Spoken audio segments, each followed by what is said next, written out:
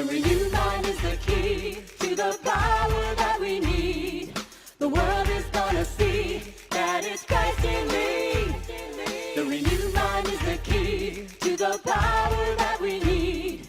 It's the only way to be strong in victory. God has clothed us with his righteousness and power, and we live for him in our daytime and hour. We can stand upon the greatness of his word and proclaim the truth. We're gonna make it heard. We've got all the potential power God could ever give. Now we stand up on our legal rights and boldly make them live. The renewed mind is the key to the power that we need. The world is gonna see that it's Christ in me. The renewed mind is the key to the power that we need. It's the only way to be strong in victory. We can claim the rights that God gave you and me. We can live above all principality. As we move with God, his power lies within, giving us the strength to conquer and to win. We've got all the enablements his love and grace provide. Now we put that truth within our hearts and walk with all God's might.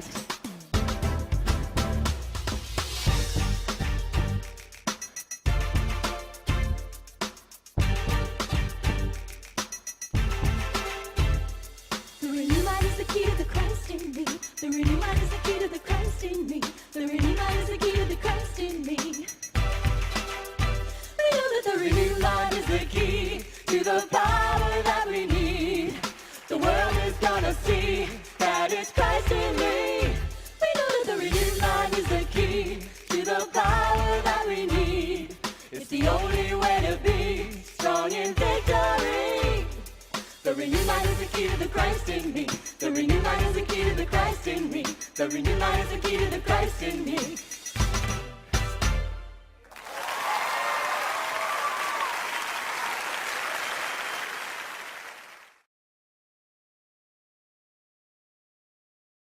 Welcome, welcome everybody to another edition of Hot Program. I am your host with the most, all the way from the East Coast. And as always, good people, I am in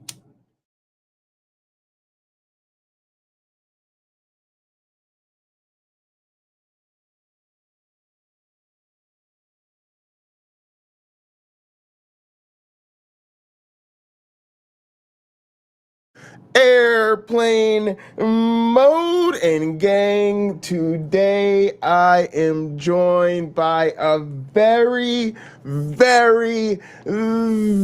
special guest. I am talking about the one, the only Esther, the Afro-Atheist. Yes. Drum roll.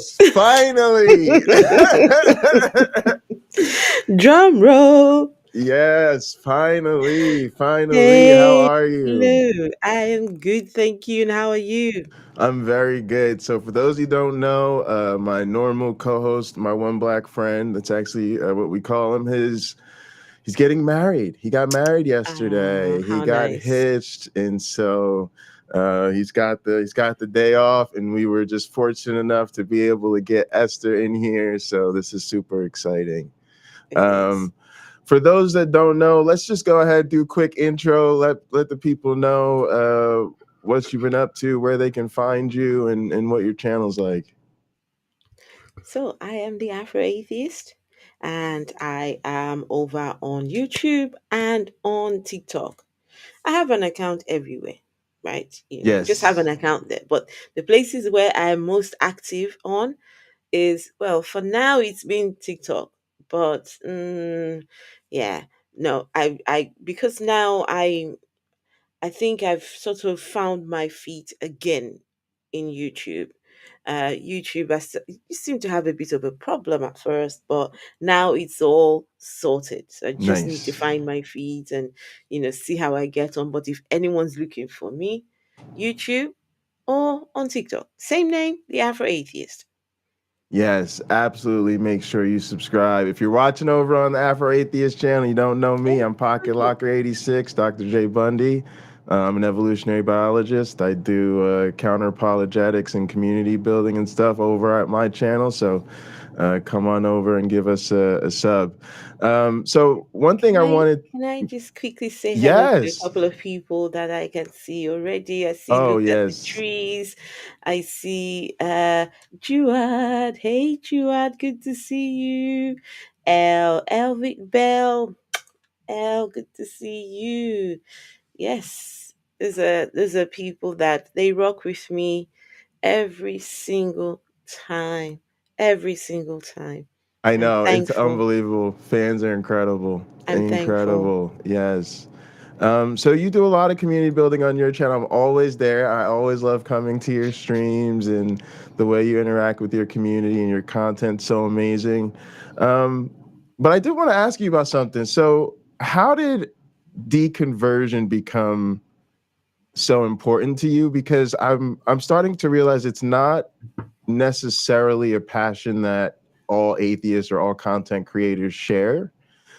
Like a lot of us have deconverted or make atheist content, but it's not necessarily the point isn't necessarily to deconvert people. And I feel like you engage very deliberately and intentionally with the idea of deconversion.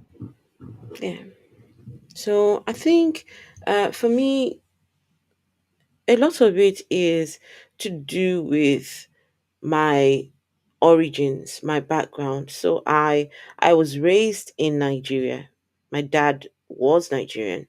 And over in Nigeria, people are very, very religious, very religious. The majority of the people there are religious. The last time I checked the what religion looks like in Nigeria, 49% of the people are Christians. No, yeah, but almost 50% Christians.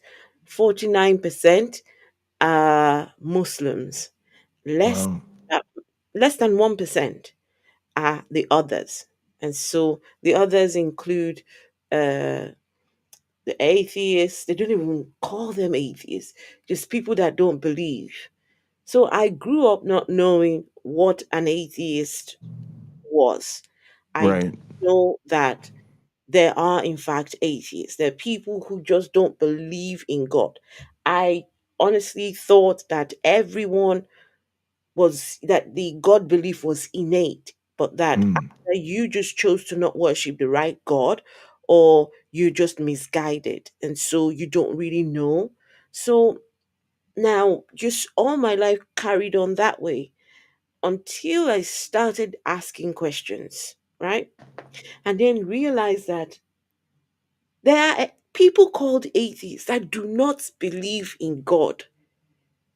And that that that was that was a shock. But anyways, I followed the deconstruction process through. And when I realized that I'm now an atheist, something I something was birthed inside me. I felt the need to want to say something. How can a whole population of people be misguided? How can a whole population of people be so sucked into Mm. religion? How can they not see it? Someone has to be saying something. Someone has to, because ignorance, a lot of people are ignorant. And Right. Right. so I feel like I tell people I have earned my right to Mm. critique Christianity. I earned that right. And so I will continue to use that right that I have got to critique Christianity. I would not stop because what the religion um, did to me, I'm not pained by it or anything, right? It's not that I'm out here now regretting things, or I'm feeling like, oh, I can't, things have got so bad. But no, no, no, no, no. Because of the ignorance of the people that came before me, that's why I went through the abuse, spiritual abuse that I was Mm, put through.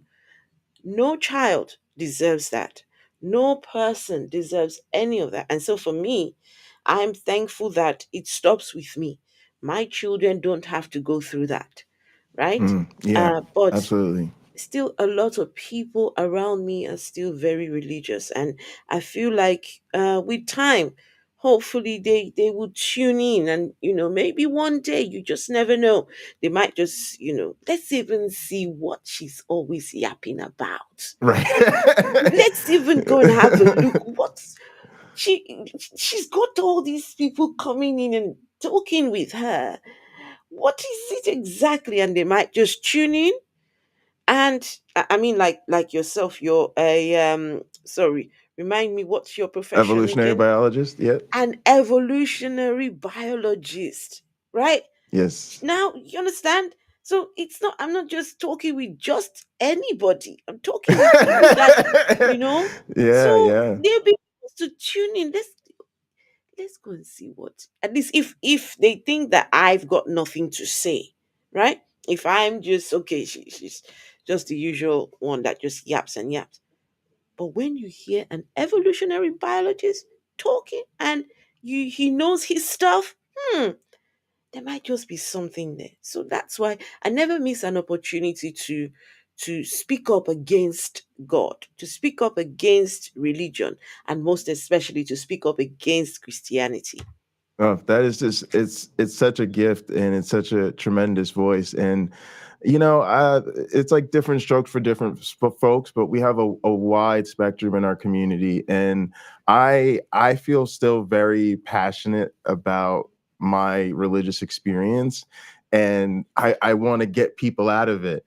Mm, And I realize that not everybody's there, but I feel a certain affinity, a certain bond for people who stay focused. They like, remember why we're here, remember what's at stake. And I think you spoke to it, which is it's about breaking that generational cycle in our communities. And we don't want the future generation to go through the same things we went through. And the only way to make that happen is to actively intervene. You've got to do something, because if we don't, it's going to keep happening, right? This it is will. they're very good at perpetuating this throughout the family, throughout the generations. Um, Another couple quick questions. What do you remember how long ago you deconverted, and what that process was like, especially if it was sort of before this whole internet YouTube community thing?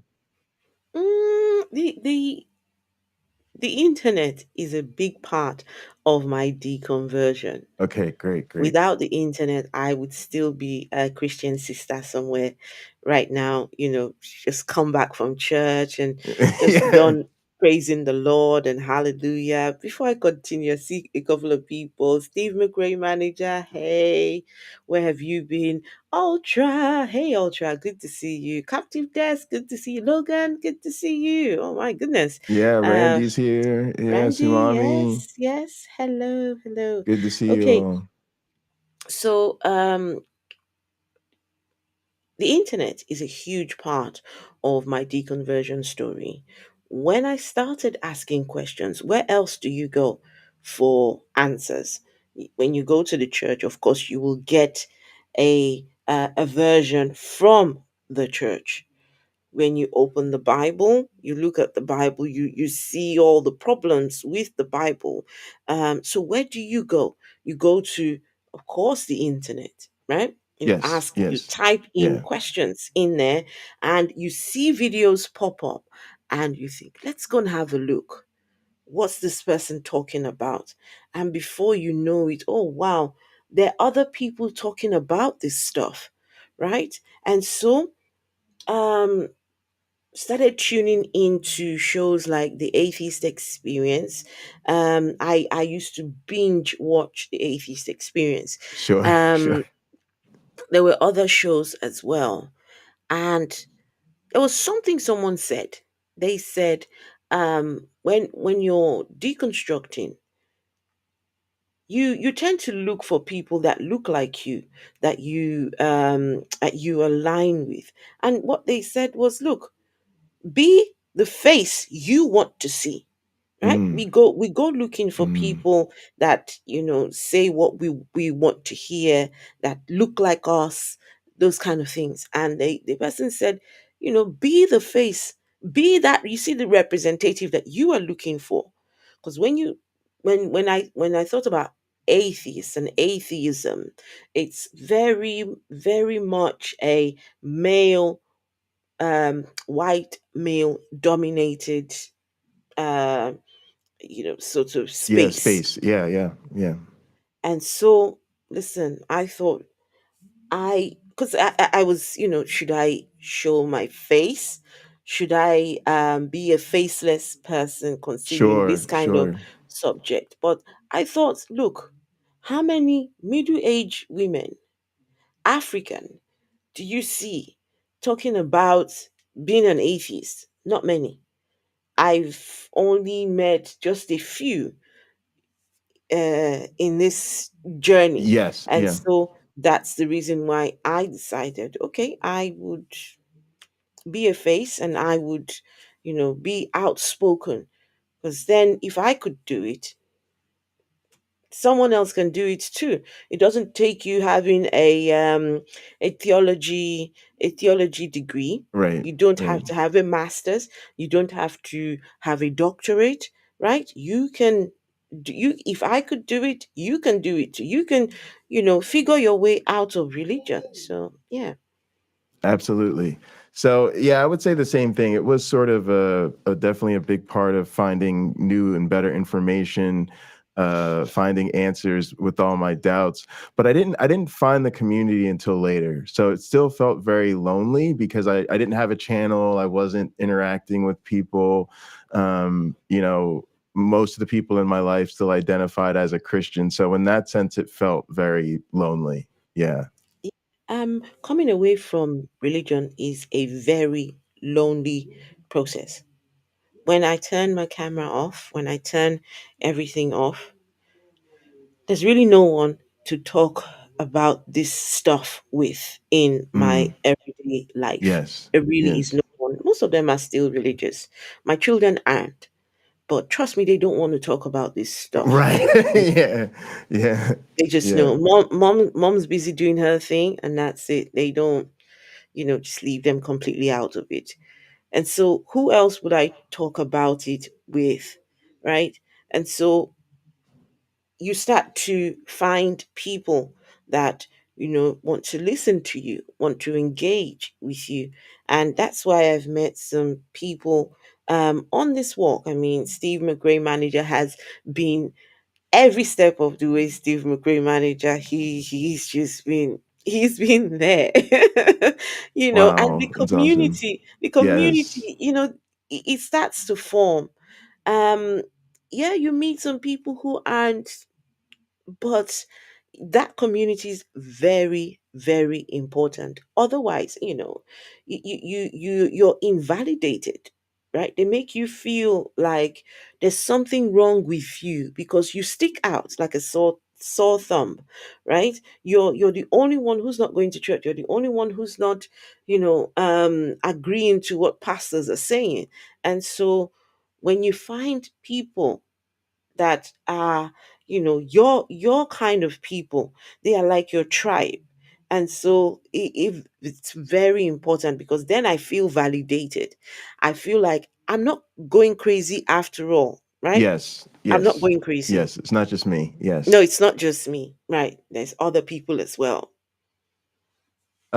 So I have a question of the day that I put a lot of times in the chat. You can just put exclamation point QOTD and it'll pop up. But the question of the day is if you had the power to deconvert one person in your life, who would it be?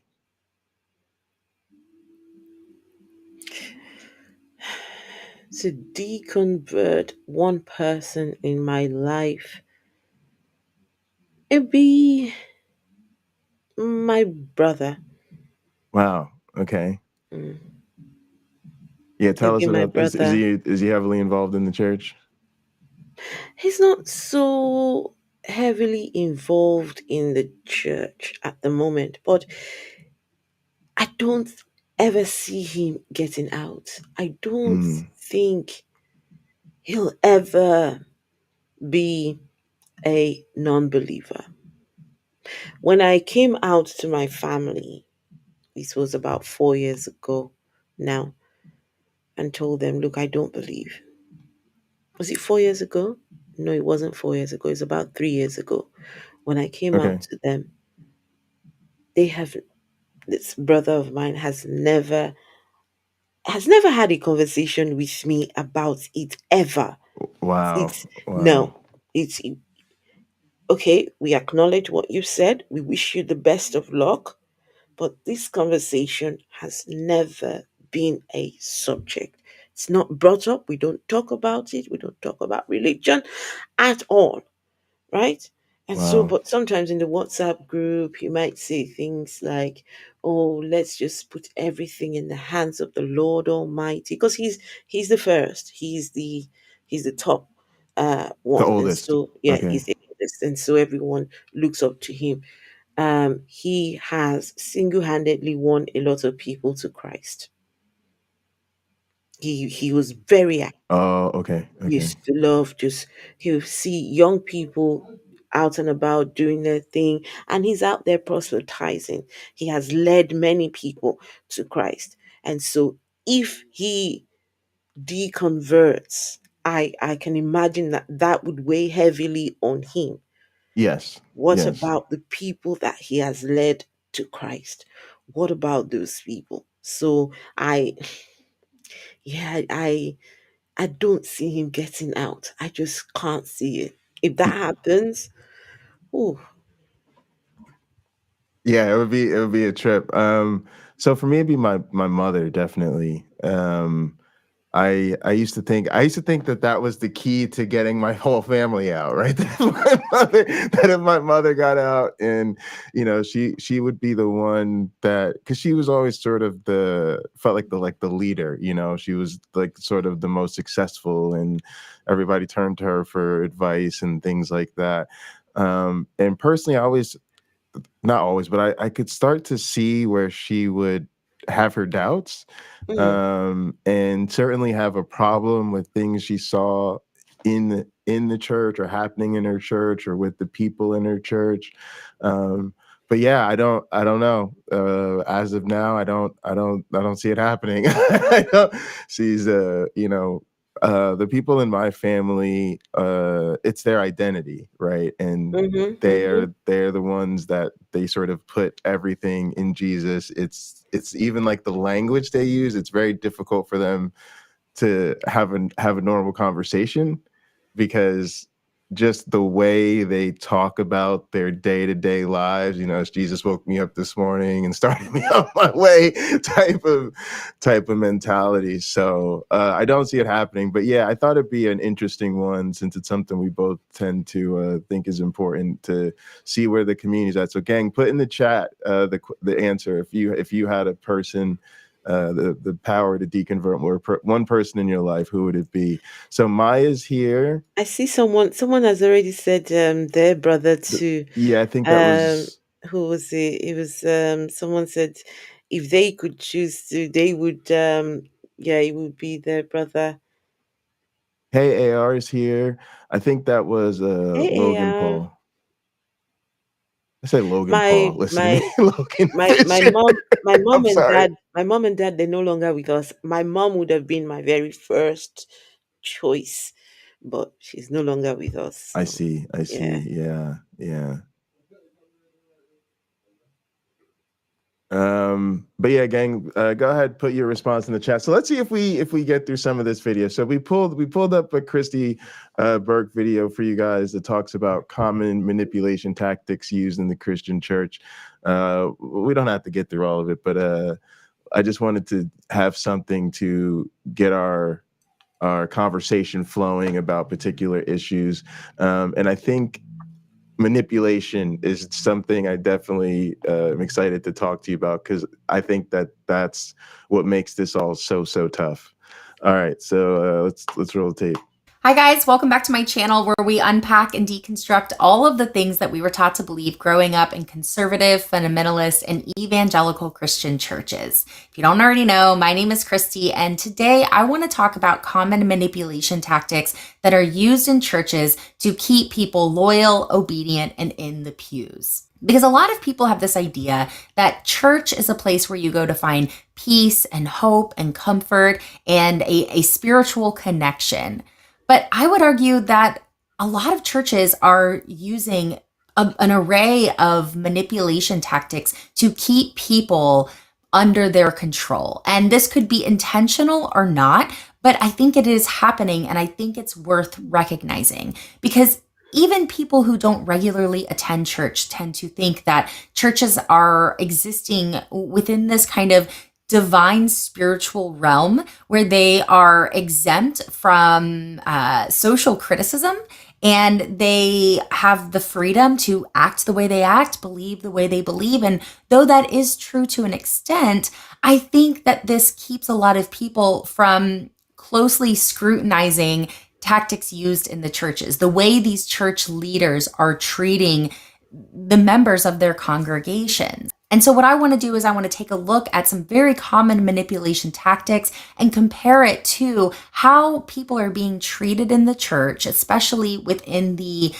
conservative and evangelical churches, and how Christian doctrine is being presented in a way that manipulates people into staying in the church, into staying faithful and never leaving. There are thousands and thousands of people that are leaving the Christian church having these shared experiences of having felt as though they experienced some sort of spiritual abuse that kept them from being able to be authentic, to be themselves, and to think freely. And so I want to address that today.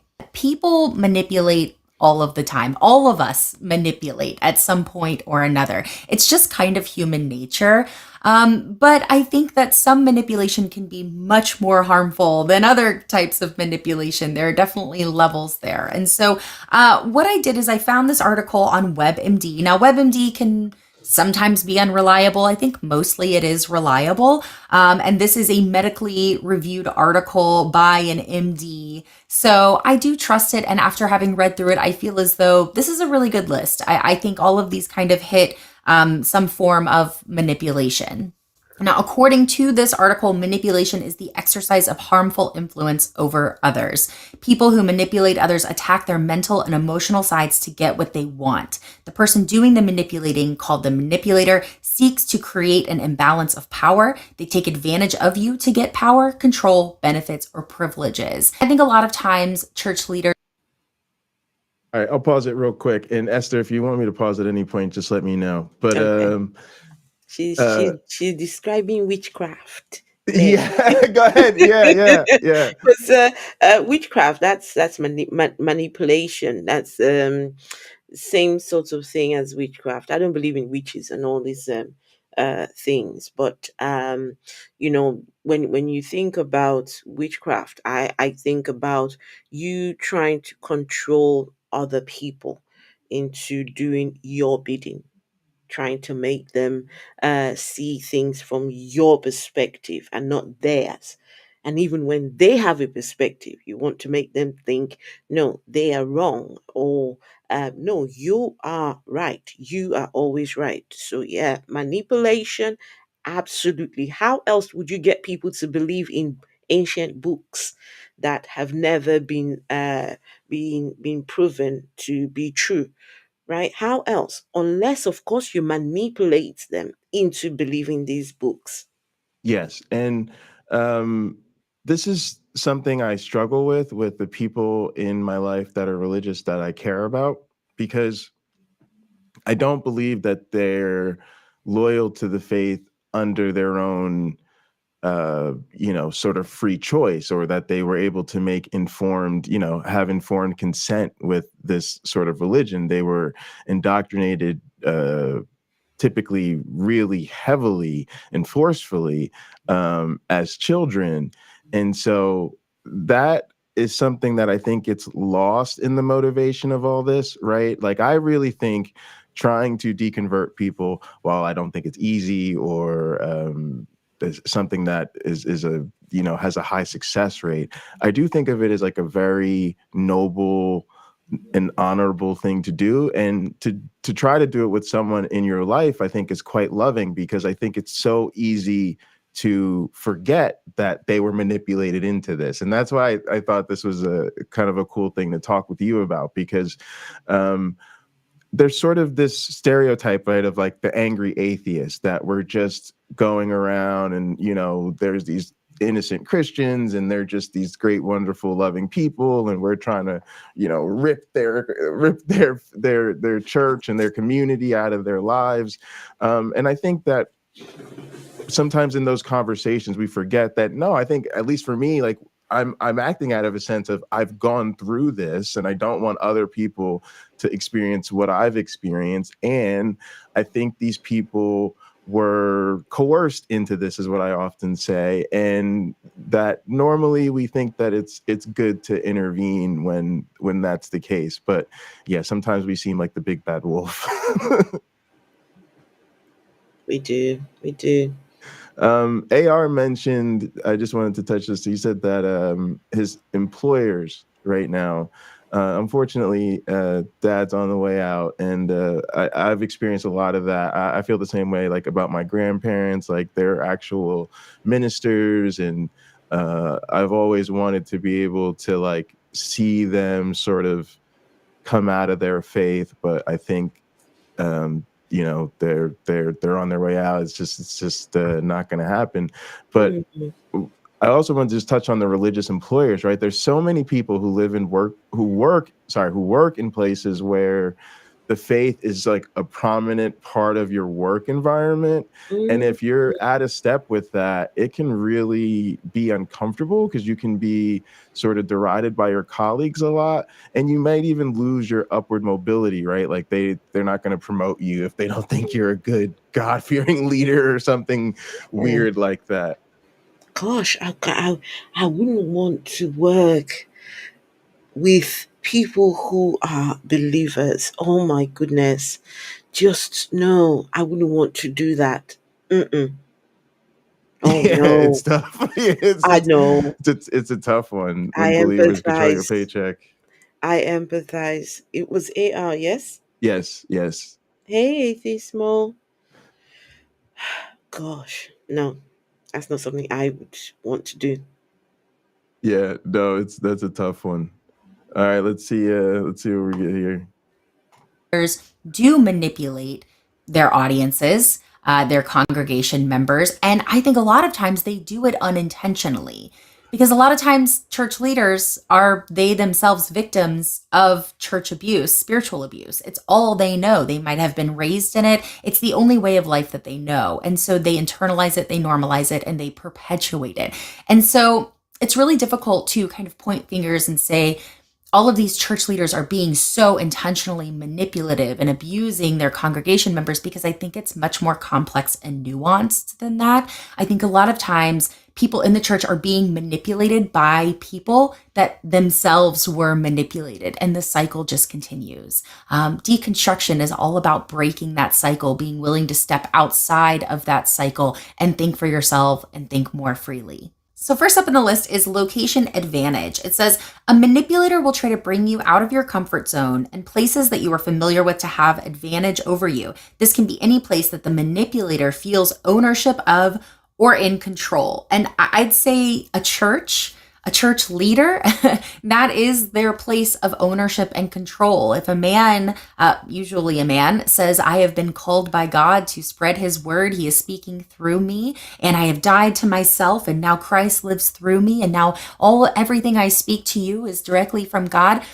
He's putting himself in a very high position of authority. He is essentially putting himself on the level of God, whether he wants to admit it or not. He is making himself God. When you get someone who is in a vulnerable position, which a lot of churches like to prey on the vulnerable, on single mothers, on young mothers, on those who have experienced addiction, on the homeless population. There are so many vulnerable populations that the church really likes to gravitate toward, because it's very easy to get someone who's in a vulnerable place, put them in a church, a place where most people see as this kind of this house of God. And you have a man who's claiming to speak for God, giving them this information in a very kind of authoritative way.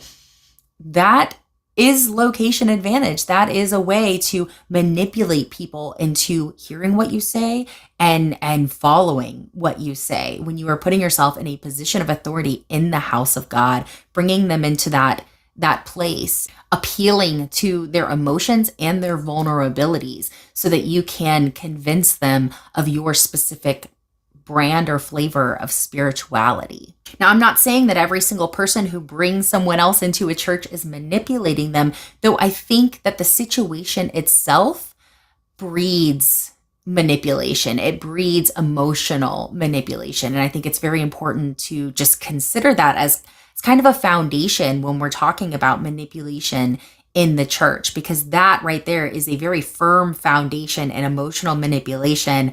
And then I think everything else is just kind of branch off of that. Next up, we have. All right, gang, let's take a pause there. Go ahead. I was going to say something. When she talked about the location thing, Jim Jones just sprang to mind. Jim Jones relocated all those many people to this remote place where they were promised a whole utopia. Yes, We are going to have our own place. We will grow our own crops. We will, we'll be free to worship God and do what we need to do. They sold them a dream.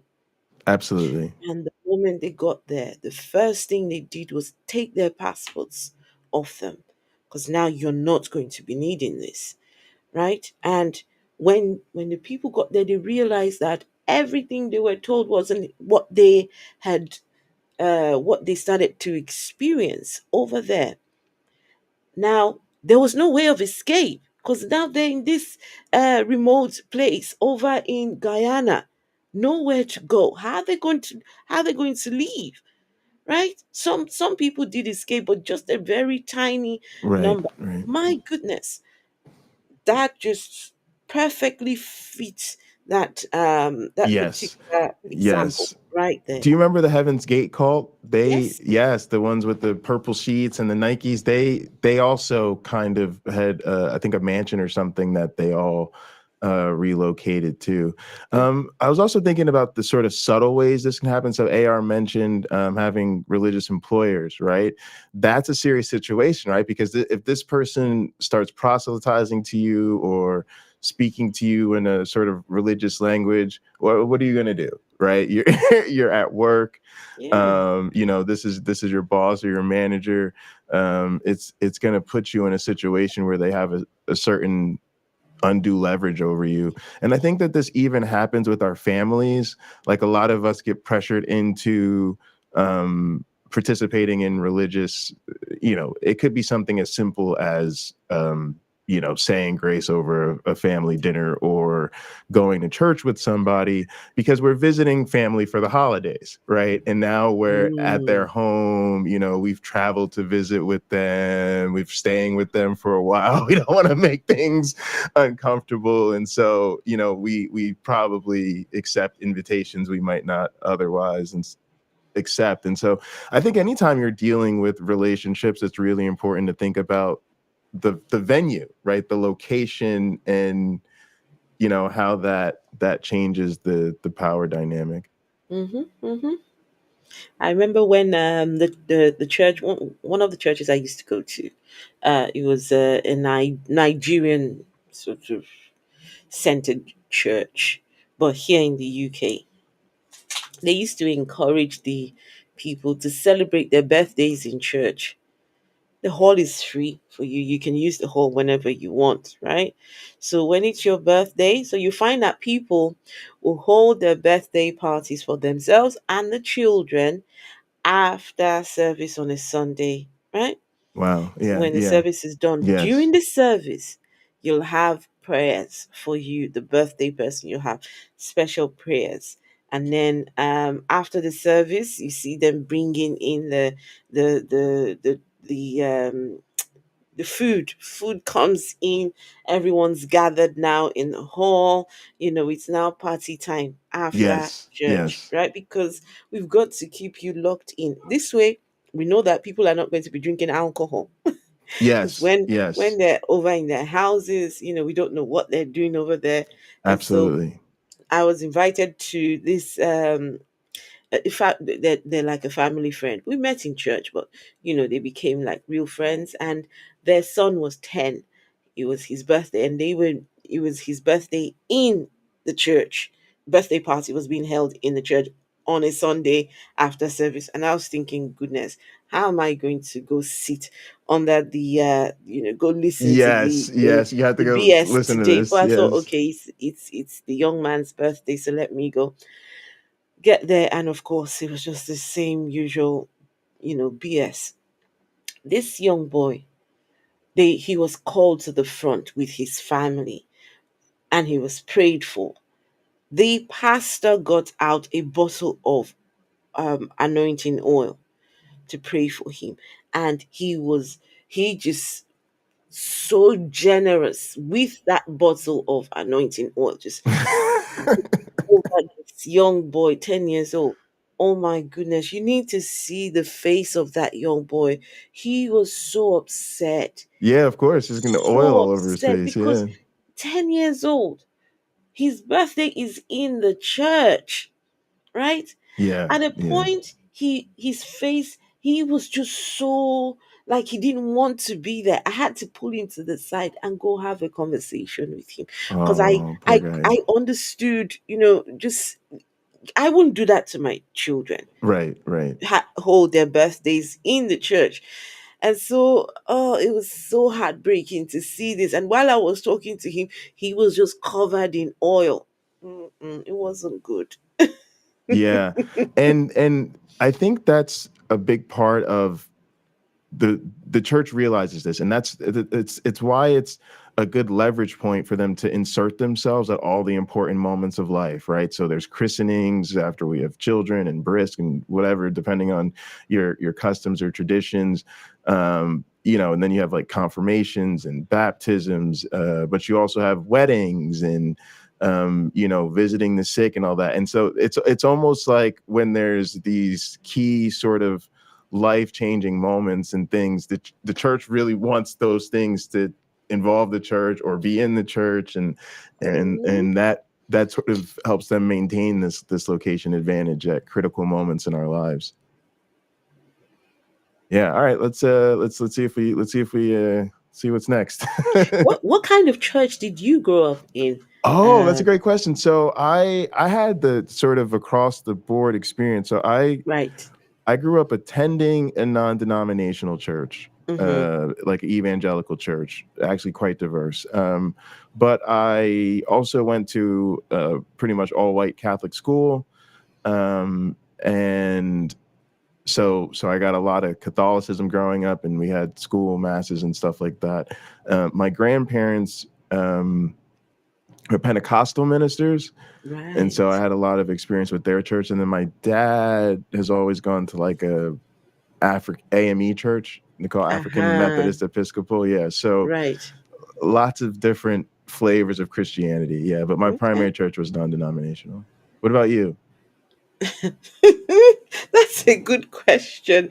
Now, this is why Christianity will always be a problem, right? So, over in the part of the world where I grew up in, we didn't do denominations.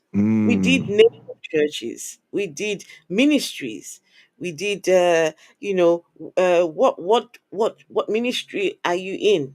It's no, you Okay. just Okay. recently I said, okay, also this is how the churches are divided into. When I was growing up, you were either in you're either in Kumuyi's church, or you were in Redeemed Christian Church of God, or you were in you know in what's the popular ones.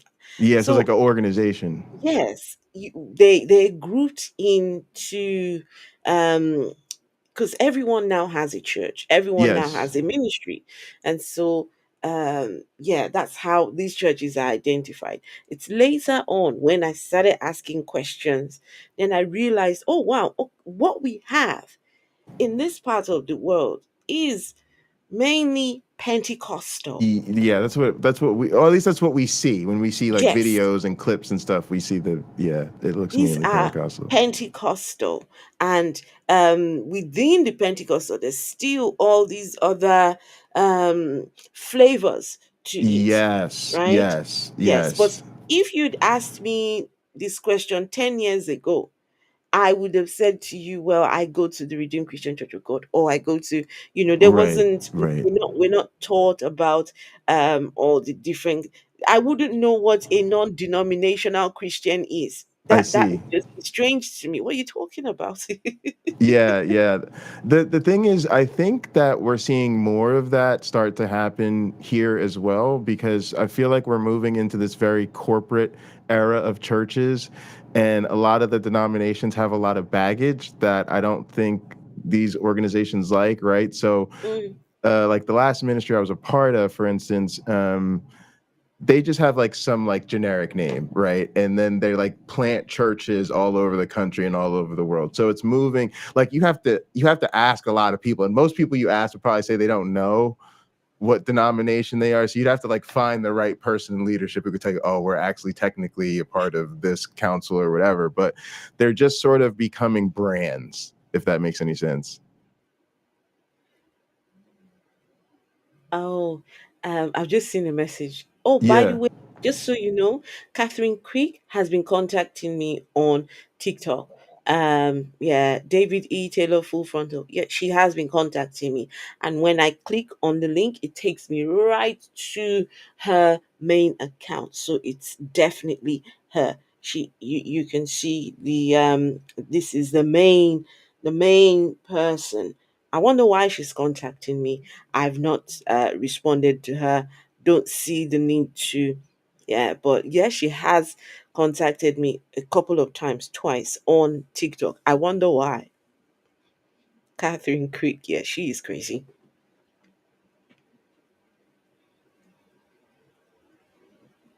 Oh my goodness. Okay.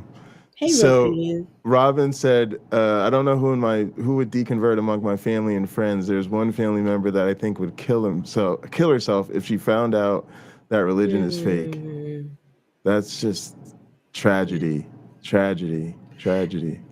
And listen, I will tell you, when I realized that it was all fake, I I felt like I'd lost my identity. Mm, I didn't know who I was in, I didn't know what am I supposed to be doing with myself now? Who am I now? yeah. I didn't know who I was. I didn't know how I was supposed to live life. I I couldn't. identified as an atheist Christian for a long time. That's What? how deep it was. An atheist Christian? Yes, because I had been on this sort of long journey of not believing the claims, right? I grew up when we're children, we're probably mostly fundamentalist in the sense that they tell us a Bible story, we believe the Bible story, right? But as I got into sort of even like high school and stuff like that. Like I said, I went to Catholic school. I had all these different influences, right? Mm-hmm. And so the Catholic tradition was very much like not fundamentalist. Like, so for instance, the idea that the creation story in the Bible is borrowed from previous creation myths. That's something I was actually taught in Catholic school, right? So you don't think that, oh, I don't believe Genesis is true anymore, I'm not a Christian, right? You just think no, I was educated that that's a Christian myth, and I'm still a Christian. I just think that was a myth, right? And I had sort of kept going down that path, and then in college I got into science and evolution and all this, and so but I still went to churches, I still was in worship ministries, and so for the longest time I didn't realize I was an atheist. And then eventually I did realize I was an atheist, because for the longest time I just said God worked through natural means, which is the same as basically saying there's no God. But yeah, I didn't realize it. And when I first did, just to your point of the identity, I couldn't let go of the identity. So it was fine. I'm not a believer. I don't believe the literal claims and all of this type of stuff, but I couldn't not see myself as a Christian. And so I held on to the label for a long time just because it was an important part of my identity, and wouldn't know what to say to my family or to say to people. So yeah. And then eventually people just told me that wasn't a thing that I could be. And so it's like, I guess I'm just an atheist. Atheist Christian. I know, it sounds so silly. I've heard someone say they're an agnostic Christian. I've heard that before, an agnostic Christian. Yeah, they're on their way. They're on their way. Yeah, they're definitely on their way. That's funny. All right, let's see what's next. This is good. Exaggeration and generalization. Manipulators exaggerate and generalize. They may say things like, no one has ever loved me. They may use vague accusations to make it harder to see the holes in their arguments. I'd say the way the church tends to generalize people is quite an exaggeration. If you've ever been in a hellfire and brimstone church, an evangelical church, you have likely heard this exaggeration from the pulpit. All people are sinners. Everyone is wicked at heart. Nobody has the ability to be good on their own. God needs to wash everyone's sins away because we are all born with this evil, sinful nature. Now, even if you don't go to an evangelical church that emphasizes this original sin, the core of Christianity is this idea that humanity needs a savior, that Jesus came and died for humanity to save them. So even if you're in a more progressive church, a church that really doesn't like to focus on original sin, the messaging is still there. You're still having these fingers pointed at you saying you need to be saved from something, by someone. You're in need. And so this idea that all human beings are in desperate need of this savior is, to me, quite an exaggeration, because we're all just human beings walking around, living our lives, making mistakes, trying our best. That's just humanity. That's just existence. But Christians have exaggerated the depravity of human existence and have turned it into this idea that all human beings are born naturally bad and in need of saving. And I don't see it that way anymore. Everybody's got their own view. I don't really see humanity as generally bad, though that is extremely philosophical and existential, and we could get into probably a multi-hour long episode just about that. But this exaggeration of the human condition, I think, is very important to keep an eye on when you're considering how someone could be manipulated into clinging to a religion that constantly reminds them of their inherently bad nature and that everyone else around them is inherently bad. Next up is gas. All right, Esther, exaggeration. That's a very important one, because let me tell you, the whole idea of Jesus coming to save us from what him and his daddy are going to do to us, that's one of the things that I could never choose to be a Christian again. Christianity would never be an option. Mm. You cannot, on the one hand, be threatening us with punishment. You and Daddy have prepared this place of eternal torture, and now you have come down to come and try and save us from going to the place that you created. And now you come to save us. I'm not sure how that works. You can't be the same one threatening us and then the same one saving us at the same time. No. So just the idea that two people ate a fruit in a garden, right? Yep. Two people. It's nothing to do with us. It's been thousands of years ago, right? If we are to believe the claim, right? So but listen, if they ate the fruit, it's nothing to do with me. I I don't know why on earth I inherited that crap. Yes. You Yes. understand? I'm not Yes. even no. And the fact that babies, as soon as they are born in sin. No, that is wrong. That is immoral. You don't do that to little babies. And now even children are being taught. I was, as a youngster, told that if you don't receive Jesus, you go to hell. We were altar calls were made as children in the children church, told to give our lives to Jesus, otherwise we're going to go to hell. And so the idea of this savior Jesus, now we need saving for something that his daddy instigated, his daddy planted the tree, his daddy created hell. I am sorry, Jesus, I want nothing to do with that guy, absolutely none. Mm-mm. Yes. It's it, the whole thing is a crazy exaggeration. I was thinking about how anti-human it is. You Mm. know, that was one of the ways I was manipulated growing up. Was I was taught that this faith was loving and it was the best way to love people. But you realize that that core message is a very negative view of humanity, not one that I find uplifting at all. And this is another issue she touched on with like the more progressive leaning Christians, which I was too, right? Like I sort of accepted science and accepted all these things, and I tried to sort of pick and choose the good parts of my faith and leave out the bad. But at the end, I was still proclaiming to believe this message, right? That we had this thing called sin and that we needed to be saved from it. And that you had to have a relationship with Jesus to be saved from it and these things like that. And I don't know how progressive Christians anymore. It made sense to me then. It doesn't make sense to me now. I don't know how they resolve these tensions. There's it's still Jewish blood magic at the core of the faith.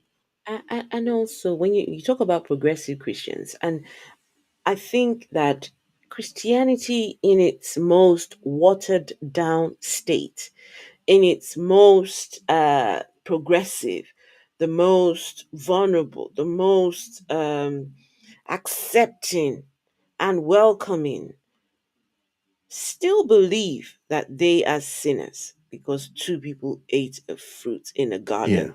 Yeah. And I think that that is abusive, and that is toxic, that you would accept that for yourself. How do you mustn't think of yourself highly enough to think that there is something wrong with you, for the simple reason that you were born onto this earth. You inherited this sin nature, so-called sin nature, right? That you are no good. And then you read a book that confirms that to you, tells you that, oh, none is good except God, right? Nobody can be good. Right. You understand? So now, so even the kindest of Christians, even the most progressive of Christians, still believe this crap and Yeah. believe that they need Yes. a savior. So no, Christianity, yeah, it's still a very problematic religion. Yeah. Absolutely. And the exaggerated thing is really funny because it reminds me of the Frank Turek thing. Like when he'll interview some college kid and he'll basically say sort of like, have you ever stolen anything? Have you ever told a lie? Oh, well, that makes you a liar and a thief. And this is, you know, we can't talk to ourselves this way, right? We know as people we've all made mistakes. You know, as Uncle Bobby always says, we're gonna take your good, we're gonna Uncle weigh it against your Bobby. bad. For the most part, people are going to end up, you know, mostly good. They're mostly good. Their good vastly outweighs the negative and harm that they've done. But Christianity gives us this idea of if you've ever done anything wrong, then you're an evil person deserving of, you know, God's righteous wrath, and that's problematic. Like, no, I did some messed up things. I've tried to make amends for them when I can, and most importantly, I try not to make those same mistakes going forward. And I think that's a much more reasonable standard that most of us accept. The other thing it does is it makes Christians focus on problems that most of us don't feel like is a problem.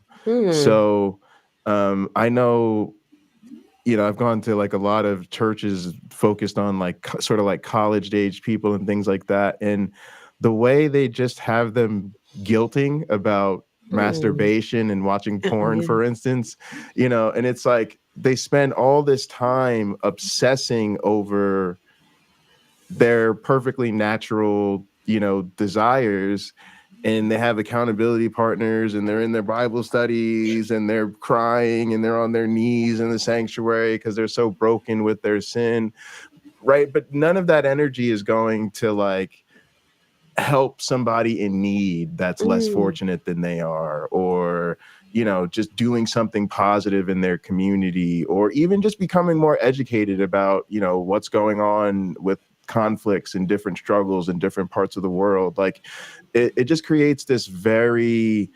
obsessive kind of, very selfish. It's like they're very focused on the self, right? But it really is toxic. And yeah, I think this is a great it's a great point that she made. Someone said something which I thought was quite profound. They said it's normal for children to have um, imaginary friends. That's normal, right? We would think, okay, the child will grow out of it. So, but it takes religion for people to believe that they have imaginary enemies, Mm, right? yes, yes, Religion will convince you that there are yes, enemies out there that you've never seen. You're just here trying to live your life, but then there is that magical, supernatural, spiritual world that goes on there where all your enemies reside. Your enemies, they're just there, just waiting to just to see to it that your life is a disaster, right? Religion yes, will convince you that out there your enemy is up there, he's out to get you, and so you live with that fear. In Christianity they talk about we wrestle not against flesh and blood, but against principalities and powers. Everything is a fight. yes, Fight with yes, who? Fight with the spiritual world. We just out here fighting. And we got to put on the breastplate of yes. And when armor, you and the breastplate. Oh my. Mm-mm. and that it's insane because what a lot of them do, they take it as far. You talk about the exaggeration. They take it to the point of literally the world is the enemy. Like, you know, Mm. everything outside the walls of this congregation and the sanctity of this church is what we're battling against. Yeah. And what that leads to then is sort of the Christofascism that we're dealing with, right? Because they turn our civic affairs into a spiritual battleground. Hmm. I always say, like, when they overturned Roe v. Wade, they did not say this is a victory for conservative Americans or the South or Donald Trump or the family. They said this is a victory for God, almost Mm-mm. to a person, right? And so they'll turn that spiritual battle almost into very real battles, you know, and the rest of us are forced to deal with it. Exactly. Exactly. I mean, there are no enemies out there. There are none. But then people live in. You see, the thing is, i- this is the reason why I will always be very vocal about religion. Speaking up against religion is that people live in this real fear, fear of the unknown, fear of the devil, fear of the spirits, the demons, and all these things. They're coming to get me. There's a demon everywhere. I think it was AR that said, yes, there's demons everywhere. You understand? Everywhere. There are no, there's nothing like that, right? And people think that as atheists, we go and worship the devil, right? There must be something these people are doing, right? They must be worshiping Satan. They must be, someone say, cooking babies, right? They must be out there, when you talk about atheists, some people, I would tell you, some people in their minds, they think of every time the atheists gather, they're in this dark room, dressed in all black, and a figure like Satan's, the Yes, Baphomet, yes, yes.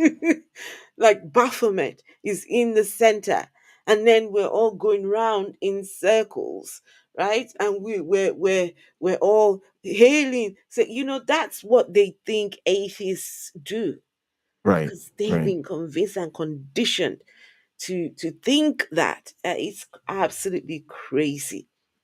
Yeah. And yeah, all right, let's keep going. There's so Sorry, much to say, but we'll get sometimes to I just, no, yeah. no, no, it's perfect. It's perfect. That's what the people came for. I love it. Gaslighting, and this is a really big one. It says, All right, this tactic is gaslighting. used by the manipulator to confuse you and make you question your own reality. The manipulation happens when you confront the abuse or lies and the manipulator tells you it never happened. So gaslighting, that word has become very popular in modern times. You see people use it a lot, and I think people do misuse the word a lot.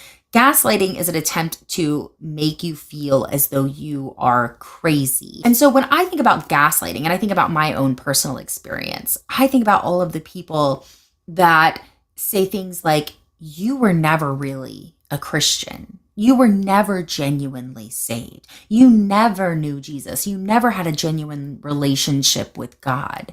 You just wanted to sin. You just wanted to go out and have fun. God never spoke to you because you weren't genuine. It's this tactic of trying to make you question your journey, your intentions, your goals, what you wanted, what you were doing. Because what they want to do is they want to rewrite history. They want to pretend as though when you were genuine in your search for God, when you were genuine in your Christian journey, you weren't.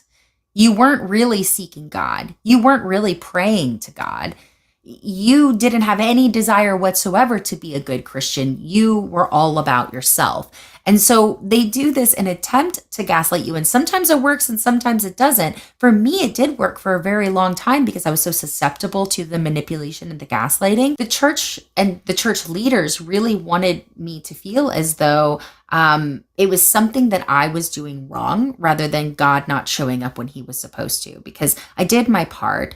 I lived the Christian journey. I repented. I prayed. I did the Bible. I did all of the things. The church said, this is how you live a Christian life. I fit myself inside their box. But then when I left the church, they pretended as though I never did anything to fit inside their box. And so they're trying to rewrite history. They're trying to get you to question your own intentions, question your own journey. So that way you get tripped up. You feel insecure in your life. You feel insecure in your doubts and the leaving of the faith. And it pulls you right back in. And that's the goal. The goal is to keep you in the church. And so they're going to say whatever it takes, even if that means lying to you about your own journey, making up your own experiences, rewriting history to get you to question it so that you just come crawling right back to them. Social and emotional. All right, go What ahead. what would religion be without gaslighting? That's, Gaslighting oh, that's and perfect. religion, it's they go hand in hand. They go hand in hand. Absolutely. Religion cannot thrive without you being gaslit. It's Absolutely. yeah, it is, that is their MO. Yeah, Mm. no, it really is. She was right though, in the sense that it's become a popular term in the last few years. For me, as somebody coming out of religion, though, as soon as I learned about it, I recognized and identified it with it because of my experience in the church. And yeah, that's the name of the game for Christians. And it really is a shame. But this is, I have a quick question yeah, for yeah, you. go for it. Go for it. So, if people weren't real Christians to begin with, who is a real Christian? I don't know. What does that look like? A real Christian?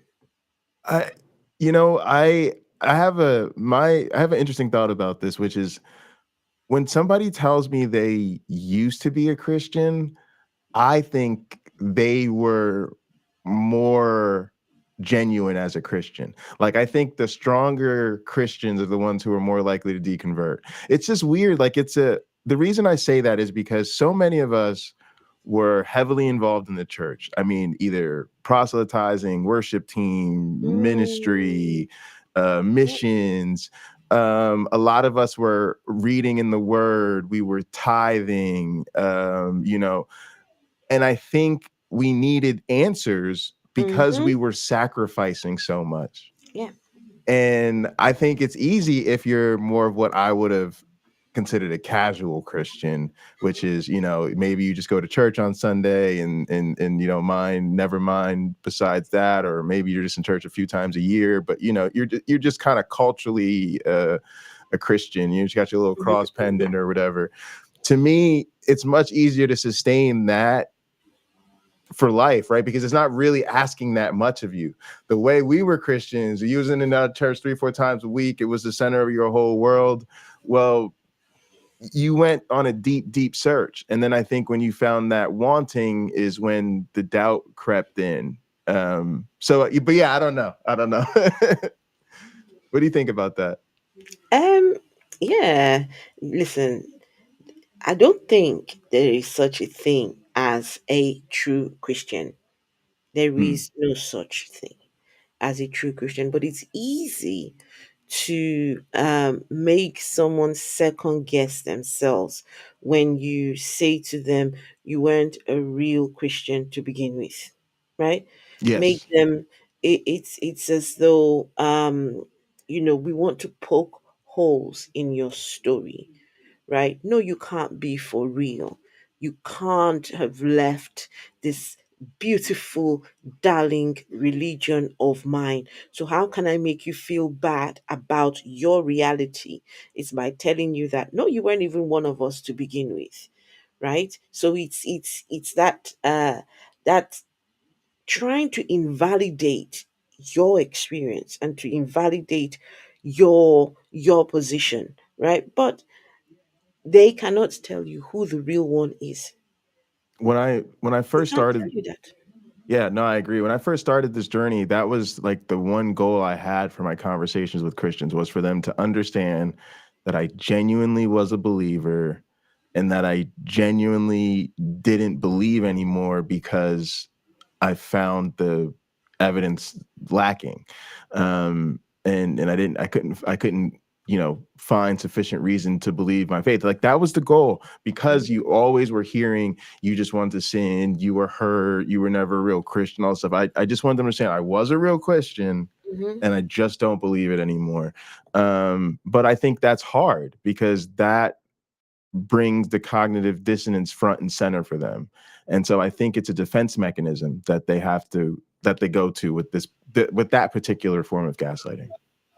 That, I mean, if there is such a thing as a real Christian, all Christians are not real Christians. How many of them live by the dictates of their book? 100% of the time. How many? Oh yeah, that's, yeah, no, yeah, absolutely. Christians are Yeah. out here. They're out here lying. Yes. Their leaders Yes. are out Yes. here Yes. every time caught in one scandal, usually sex scandal, right? The Yes. Christians, they lie every day. They fornicate. They lust. They, you understand? And Yes. every day they go back to their God. God, I'm sorry. Please forgive me. It's Knowing they're going to do the you same know thing.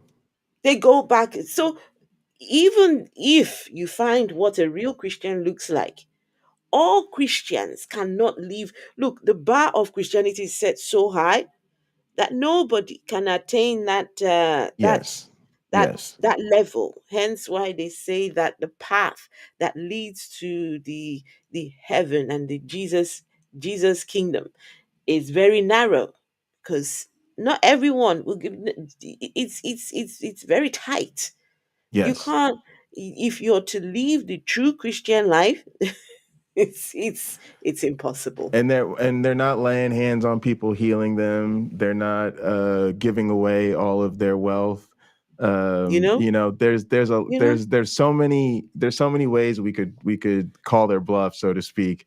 But yeah, I agree. There's none of It's them the no are truth really with it. Scotsman's fallacy. Absolutely. Absolutely. However, yes.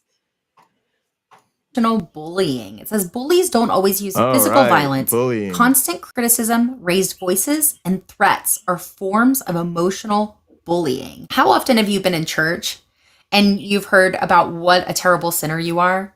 And you've heard the pastor get excited and raise his voice and shout about the Lord and about salvation and repentance? How often have they got on the pulpit and pointed their fingers at the crowd and said, your time's coming. Mm. You could die any minute. And if you don't have Jesus in your heart, you are going to suffer an eternity in hell. Constant criticism, raised voices, threats. That's like the Baptist sermon every Sunday. I mean, that's what everybody experiences every Sunday in the Baptist church. And it goes on to say, in intellectual bullying, someone tries to claim the role of subject matter expert, making another person feel inadequate and dependent on them for information. Again, you have Sunday school teachers, you have pastors, you have church leaders. They've done the studying. They've gone to college. They've gotten the degree in theology, or they've been chosen by God. God has spoken through them. They've done the studying. So you just need to sit down. You just need to listen, and you need to accept what they're saying. They are claiming the role of subject matter expert over something that is like inherently subjective, which is spirituality. Even prop yourself in a position where you are the authority or the expert on spiritual matters seems very, very bizarre to me, because spirituality should be a personal thing. But for some reason, church leaders have propped themselves up to be the authority on these spiritual matters, and you're supposed to listen to them. Guilt and sympathy. All right, so Yes. This took me back to church when I was growing up, when they will come and tell you, oh, things like, if you die in your sleep tonight, where are you going to spend eternity? And I would think to myself, whoa, if I go to sleep, because you hear about people who actually die in their sleep, and so, gosh, that used to terrify the life out of me if I went to sleep. So even, at least when I'm awake, I can control things. I can say I'm sorry. But if I go right. to sleep and there is a sin, because don't forget, God searches the heart, right? And they used to tell us then, look, you can ask God for forgiveness, that's fine, for the sins that you've committed. But if there are sins that you have forgotten about, those will be played on the big screen on Judgment Day. They will be brought back to your memory. So even when you think that you have said sorry for the ones you remember, you also have to ask God to bring to your remembrance the sins that you have forgotten. Because those ones, you still are not forgotten, they're still not forgiven you, right?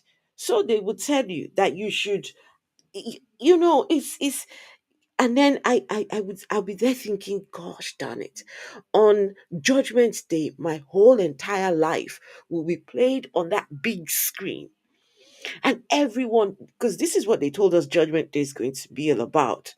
The billions and maybe billions, and I don't know how many, we're all going to stand there waiting to watch everybody's life on the big screen, right? So all your secret thoughts, all your the things that you were sneaking to go and do, we will see it on the big screen. But now I think about it, how do these people know about that?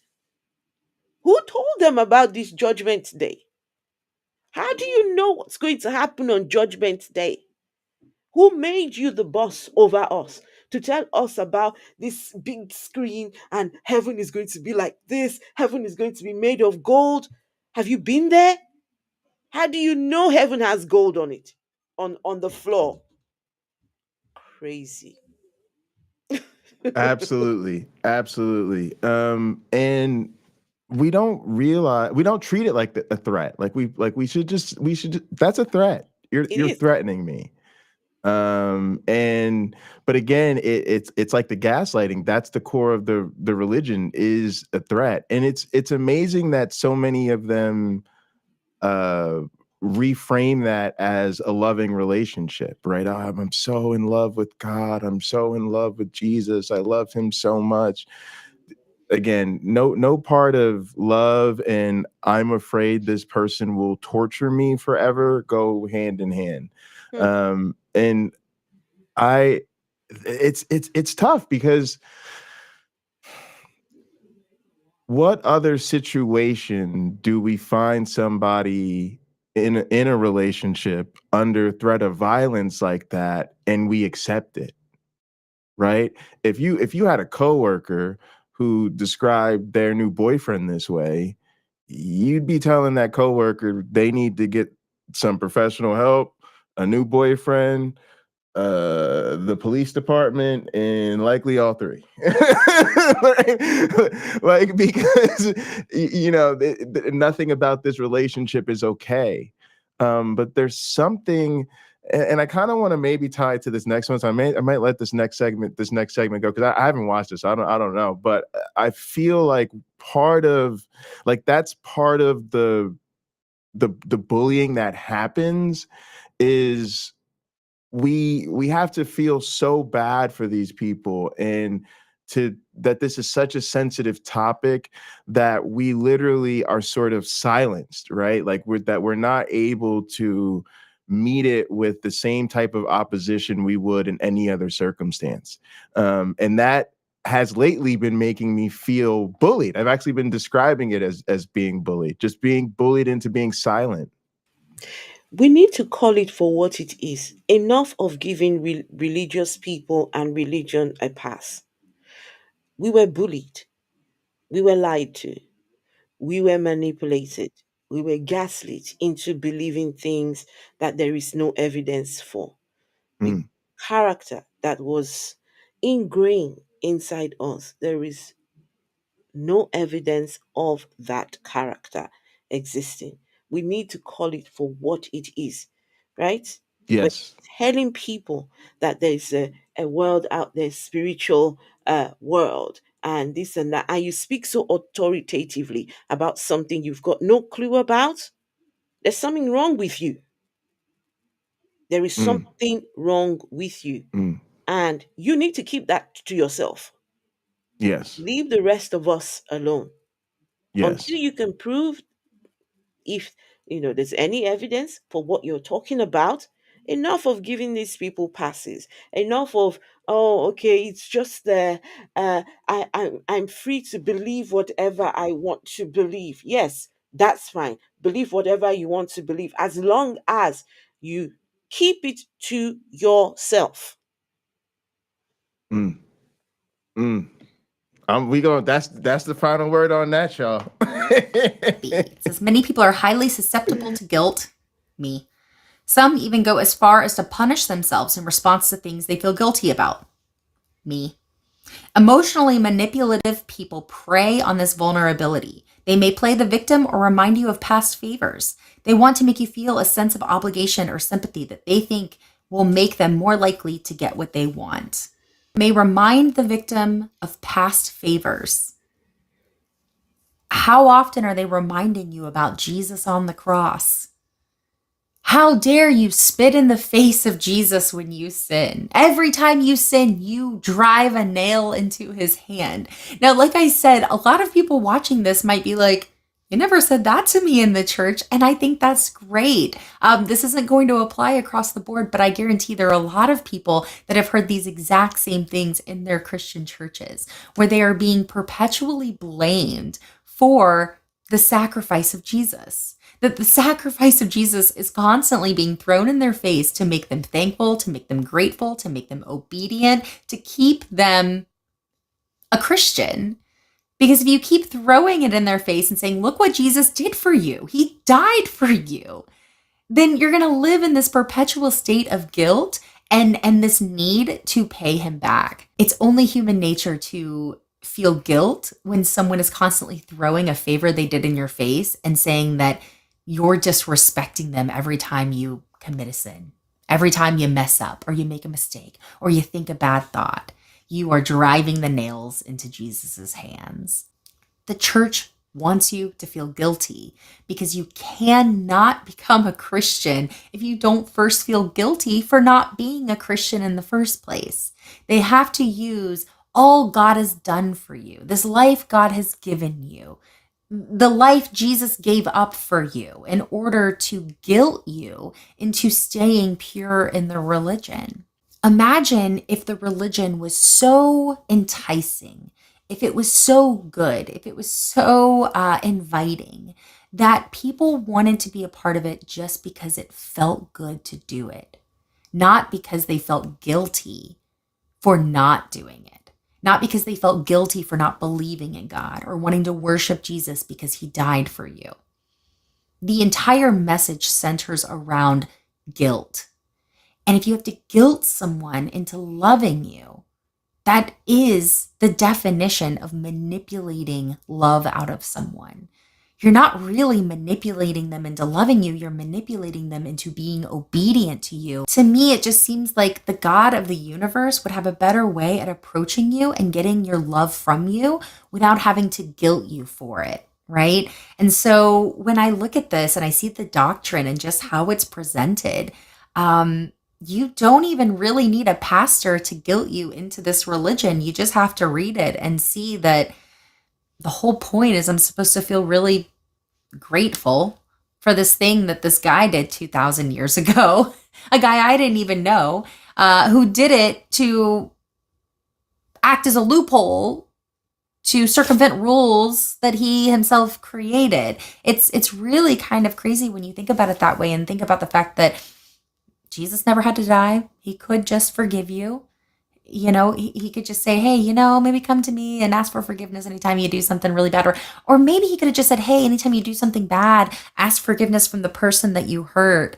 And then you and I will be on good terms. You'd think it would come down to that, but it really doesn't. It's all about God and having to ask forgiveness from God and having to worship God and be thankful to God for what he did for you. And the bottom line is none of us really asked to be here in the first place. Nobody really consented to being born. And so to put us into the system against our will and then expect us to be grateful for it does feel very manipulative. What about?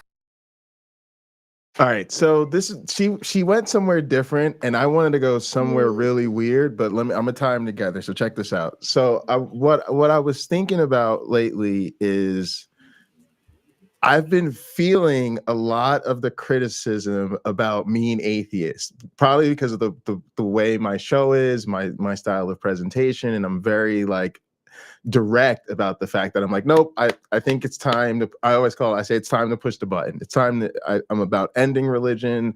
I actually would like people to leave their religion. And I think sort of doing the most we can to curtail the harmful influence of religion in our world is sort of one of the pressing social issues of our time. And I've been feeling like a lot of pushback from atheists over that. Like, I've been feeling like atheists don't like that, right? Like, a lot, because a lot of us are just like, nope, leave him alone, like let him be. And I've started to feel like they use, and y'all see where this is going, compassion and guilt to bully me into like not wanting to have a strong voice towards deconversion. The idea is like they feel really bad for the religious person. You know, they're a nice person. They don't think they're bothering anybody. And so out of sympathy for this person, I should not speak out against their religion, or at least not directly to them. And that makes me feel bad, because it makes me feel like, first off, like, am I bad? Like, am I a bad person for like wanting to voice my displeasure with this religion? And right, and I have to like remind myself, no, like I went through this. I'm a victim of this religion. Of course, I'm gonna speak out against it. If you don't want me to speak out against Christianity, keep your Christianity over there, because like any other victim of something or someone, when that thing becomes the subject of conversation, we're gonna let you know, oh, that thing, my life all the way up. You want to hear about it?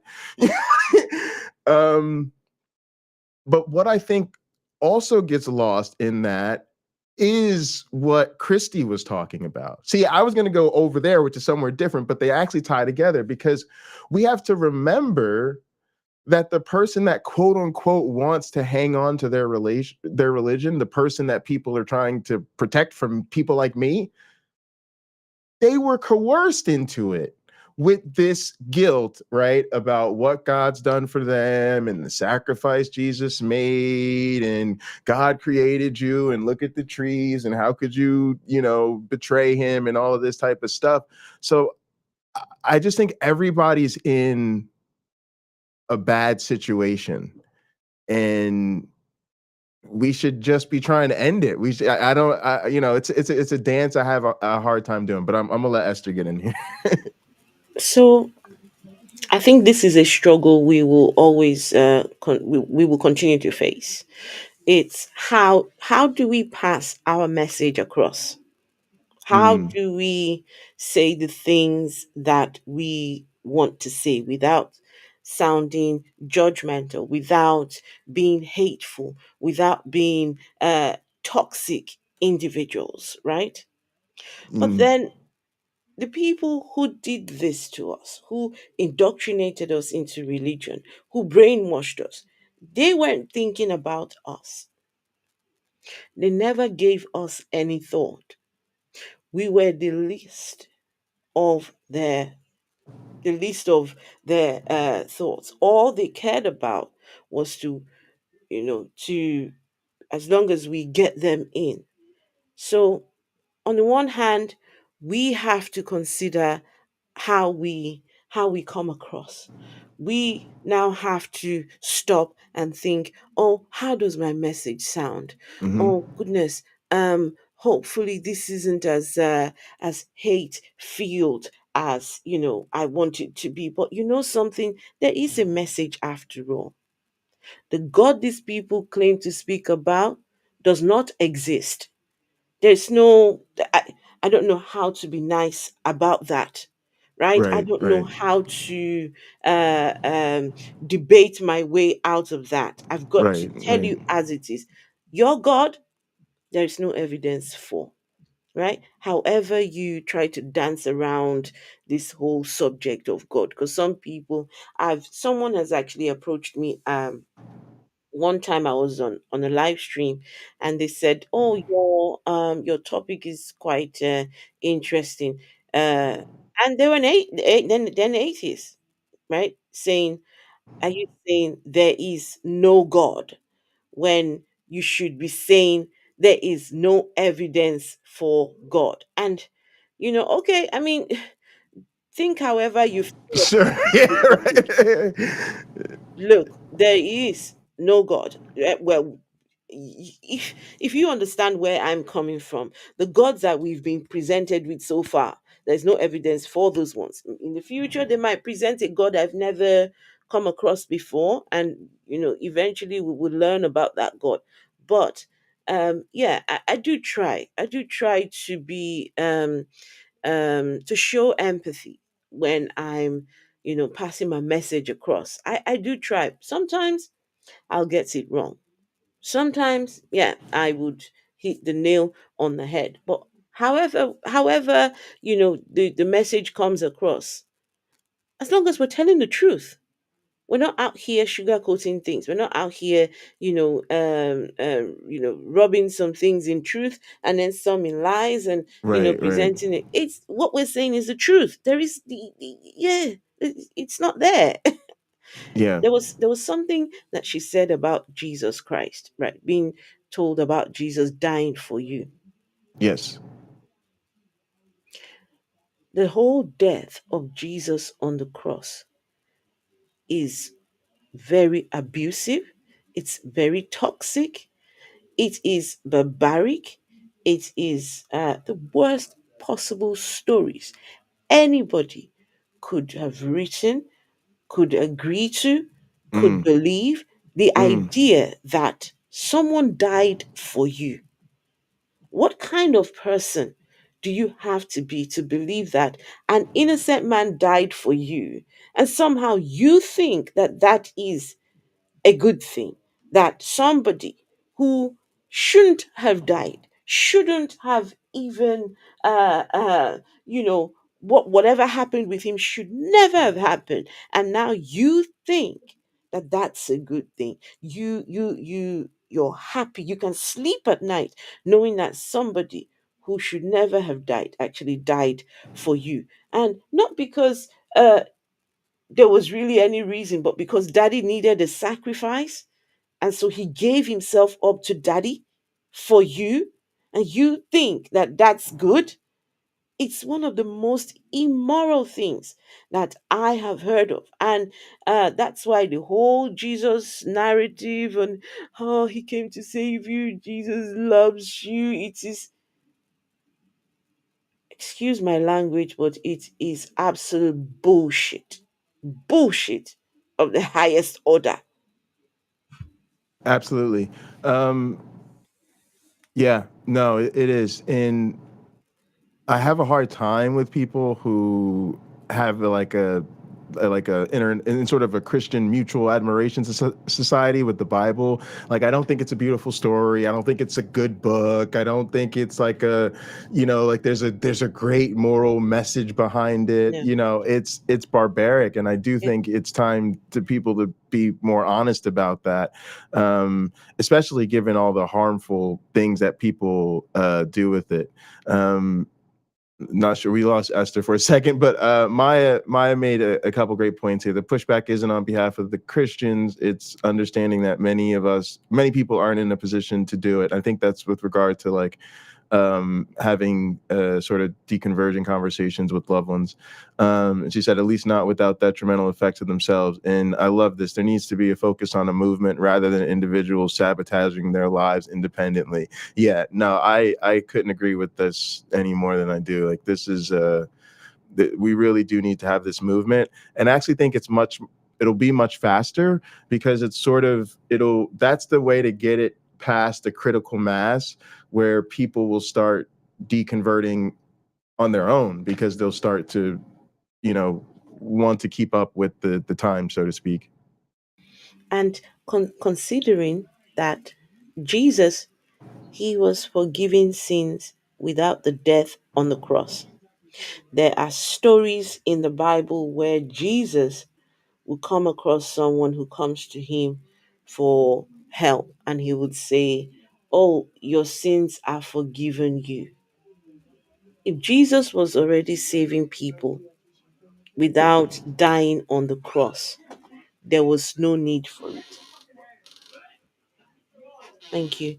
There was no need for Jesus, right? We need to start saying this, right? Jesus did not need to die on that cross. His daddy really needed him to die. His daddy was set to have that guy just completely annihilated. That's what daddy wanted. Because if he was The reason why he was on that cross was so that people are forgiven. But he was doing it already before getting on that cross. Then what was the point? It's pointless. Yeah, yeah. And Christopher Hitchens always makes this point that if you were there, you'd have been obligated to stop it. Listen, just why? Yeah, And then they absolutely. expect you to worship the God that did that. No thanks. Yeah, absolutely. Such a great point. All right, let's we're chugging away About here. withdrawal. It says the simplest example of this kind of emotional manipulation is the silent treatment when someone punishes you by ignoring you. I think back to all of the times that I felt that God was not there, that I was praying, I was reaching out to God, I was desperately seeking connection with the divine because I felt very alone and I felt very afraid and I had a lot of doubts and I really needed God to come in and to kind of soften those fears and those doubts. And I felt like I was only getting further away from God. I wasn't getting a sign. I wasn't hearing his voice. I wasn't getting anything that I felt was coming from him to assure me of what I believed about him. And I would go to Christian leaders and I would say, I'm not feeling it. I'm not hearing from him. And so often I would have Christian leaders tell me, or I would think back to sermons or Sunday school lessons where they would tell me that our sin keeps us from receiving God's messages or receiving connection with God. That whenever we feel as though God is distant from us, that we should really look internally because it's probably something we're doing to block God off. And I think about that now and I just think it's so childish and bizarre that the creator of the universe would literally give you the silent treatment because you're just doing too many things he doesn't like. And the sin is usually so minuscule. It's usually that you're like, you have a bad attitude or you're not grateful enough or you're getting frustrated easily or you said a cuss word or you spoke out of line. It's usually not something that's so terrible. You're not going around murdering people. You're just kind of wrapped up in your life, just like we all get wrapped up in life. And God gives you the silent treatment because you're not being good enough for him. You're not doing enough for him. You're not focused enough on him. You're not giving him enough of your attention. And so he acts like an immature high school girlfriend or boyfriend and just gives you the silent treatment and ignores you until you do what he wants you to do. Again, I feel that is the very definition of manipulation. If someone's giving you the silent treatment in a relationship because they are trying to get something out of you, get you to react or respond a certain way, that is a manipulation of your emotions. They're withholding themselves from you in an attempt to manipulate your emotions and get something out of you. And I don't know how that would be any different when a God does it. In fact, I think it's worse because I would think God would have more emotional maturity than to give people the silent treatment when they're not focusing all their attention on him. What about love bombing? When I left the little Southern Baptist church that I was raised in my whole life, goodness. I went to a more progressive, non-denominational church. It was a bit more charismatic in nature. And I went there for probably about a year or so. And that church was probably the epitome of love bombing. They were a lot less fire, hell, brimstone, and they were a lot more Jesus daddy loves you and he wants to embrace you in his arms and cuddle you all night long. It was that kind of church. It was the kind of church that called God daddy. And I don't want to get into the dynamics of that right now. But I just remember being in this church and having the music building up and the lights going and everyone's singing and swaying and hands are in the air and the preacher is talking about how much God loves you and how he wants to be there for you and he wants to have a relationship with you. And it's just this unloading of spiritual chaotic love, in this building where they're just pouring it out on you, right? And what I really liked about what this article says about love bombing and unearned closeness. It says, showering a new acquaintance with praise and affection is a common tactic of emotional manipulation. It's even used in cults. An emotional manipulator may try to bind you to them through manufactured vulnerability or artificially accelerated relationship. And I really like that it said unearned closeness, because think about how often they talk about how much God loves you, but you don't deserve it. And I think that's a really key point, a really key part of the manipulation is God loves you. He loves you so much, but you really haven't earned this love. You really don't deserve this love, but he loves you. Now, take yourself out of the spiritual situation. Put yourself in a relationship with a person, a friend, a parent, a romantic partner, any of that. And imagine that person saying, I love you so much, but you really don't deserve my love. I love you so much, but you haven't earned it. I love you despite how terrible you are, how much you frustrate me, how much distress you cause me. I still love you. That would feel very manipulative. It would feel very abusive. It wouldn't feel like real love. Why is God expecting us to employ cognitive dissonance when we walk into the church and separate how we're treated there from how we're treated in our everyday life? God puts humans here on earth. He puts them together and expects them to develop these social interactions and to get used to these social interactions.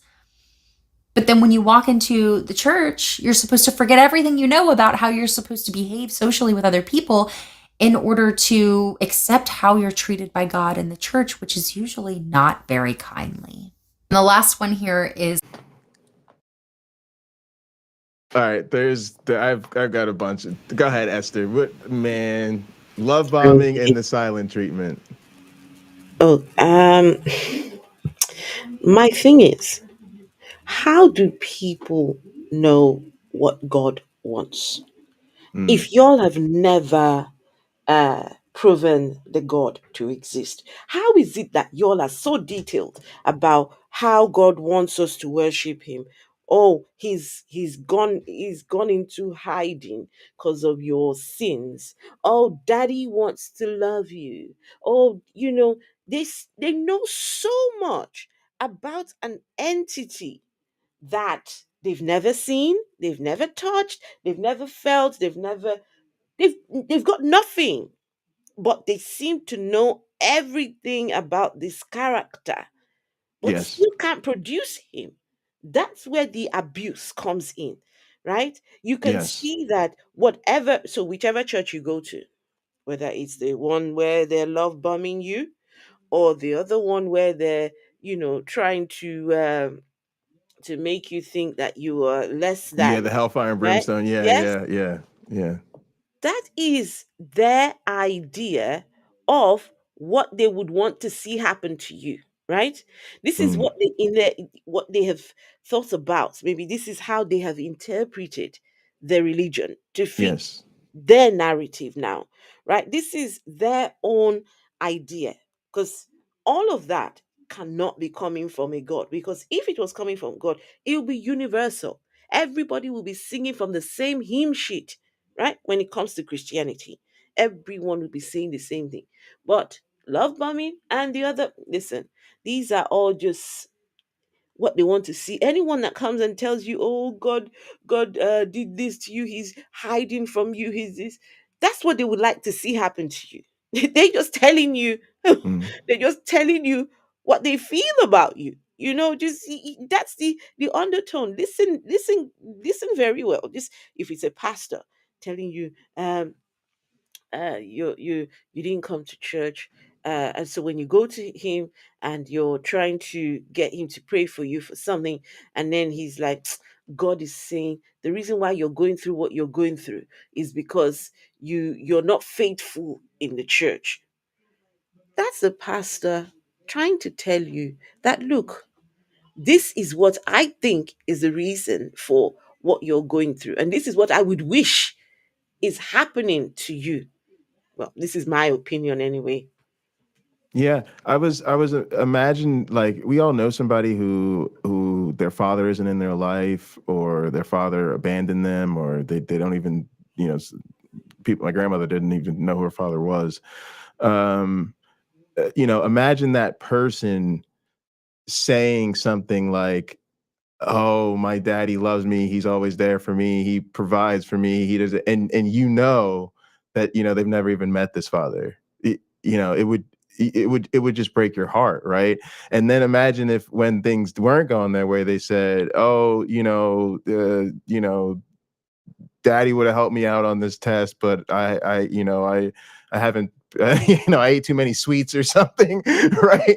So, blaming themselves, it would just break your heart. The other thing I was thinking about is, the frustrations I feel a lot of times dealing with Christians as a non-believer, I think reflects the same manipulations that happen to them as a believer. In other words, like, what we fear dealing with them is the same type of manipulation that kept them in the church. So, love bombing and sort of the silent treatment to me go hand in hand, right? Because that's what happens. Like, if you break a relationship with somebody, you leave the church, all of a sudden they go silent. Right. But when you were in the church, you were part of the community. You were invited to everything. Everybody was loving on you. Everybody was celebrating you. And now it's just you and the crickets.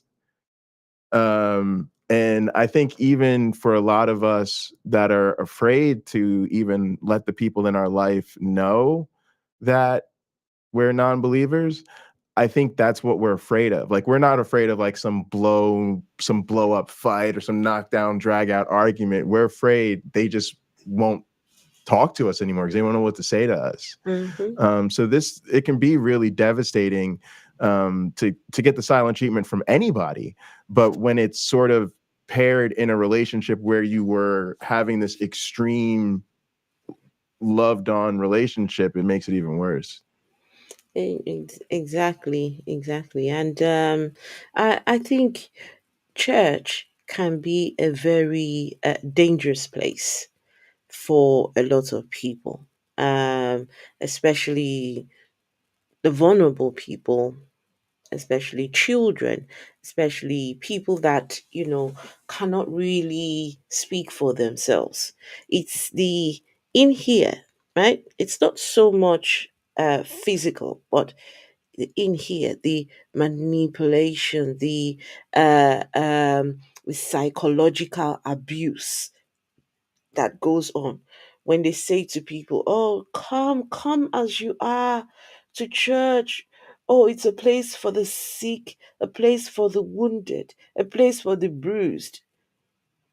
In most cases, you go in to church, you're semi, this still can function Some a loose bit. ends. Yeah, yeah. Some cases, you come out and you are 10 times worse than you went in, Mm. because now they have managed to get in here.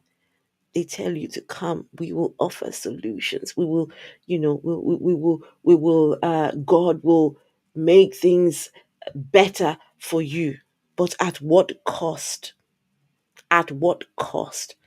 By the time you're done in that place, they fleeced you out of your money. All your time has been given to that place. You come away from church and you can't say, "This is while I was in church, look, this is the benefit I got from being in the church," right? They take everything from you in some cases. So it's worse for some people going to some of these establishments. Yeah, yeah, it's super harmful. All right, we got one more. All right, let's wrap this up. Is constant judging. The manipulator does not hide their manipulation behind humor or good fun. In this case, they're open about judging, ridiculing, and dismissing you. They want to make you feel like you're doing something wrong, that no matter what you do, you will be inadequate to them. Does that sound familiar? They only focus on negative aspects and don't offer constructive solutions. I think that one kind of goes without saying. I don't even feel like I really need to elaborate on the constant judging, because I think anyone who has stepped foot in a Christian church has experienced some form of judgment. And the fact that the entire doctrine is centered around the fact that God is going to judge all of humanity, does judge all of humanity for the things that they do,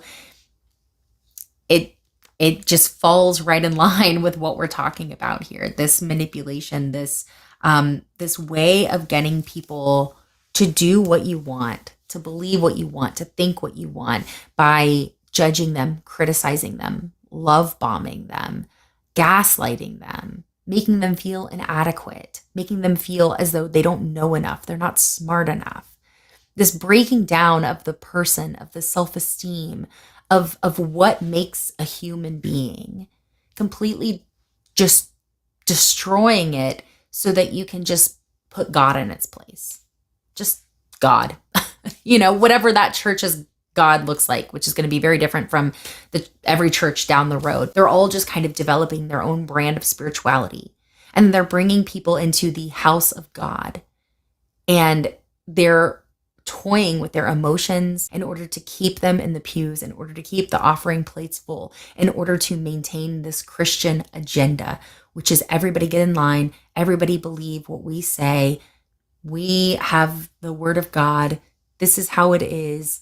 There are no other options. You cannot question. You cannot scrutinize. You cannot walk away. And if you do, everything about your experience was invalid and not genuine. You really lay it out like that. When you compare these manipulation tactics with how the church treats its people, with your experience in the church, do you see how the church is just utilizing very common manipulation tactics to keep everyone in their congregations right where they want them to be? And that's the goal. The goal is to gain clarity and to look more critically at how the church is treating people, how people are interacting within these Christian circles, how the doctrine is affecting your mind and the way your brain operates and the way you treat other people and the way you expect people to treat you.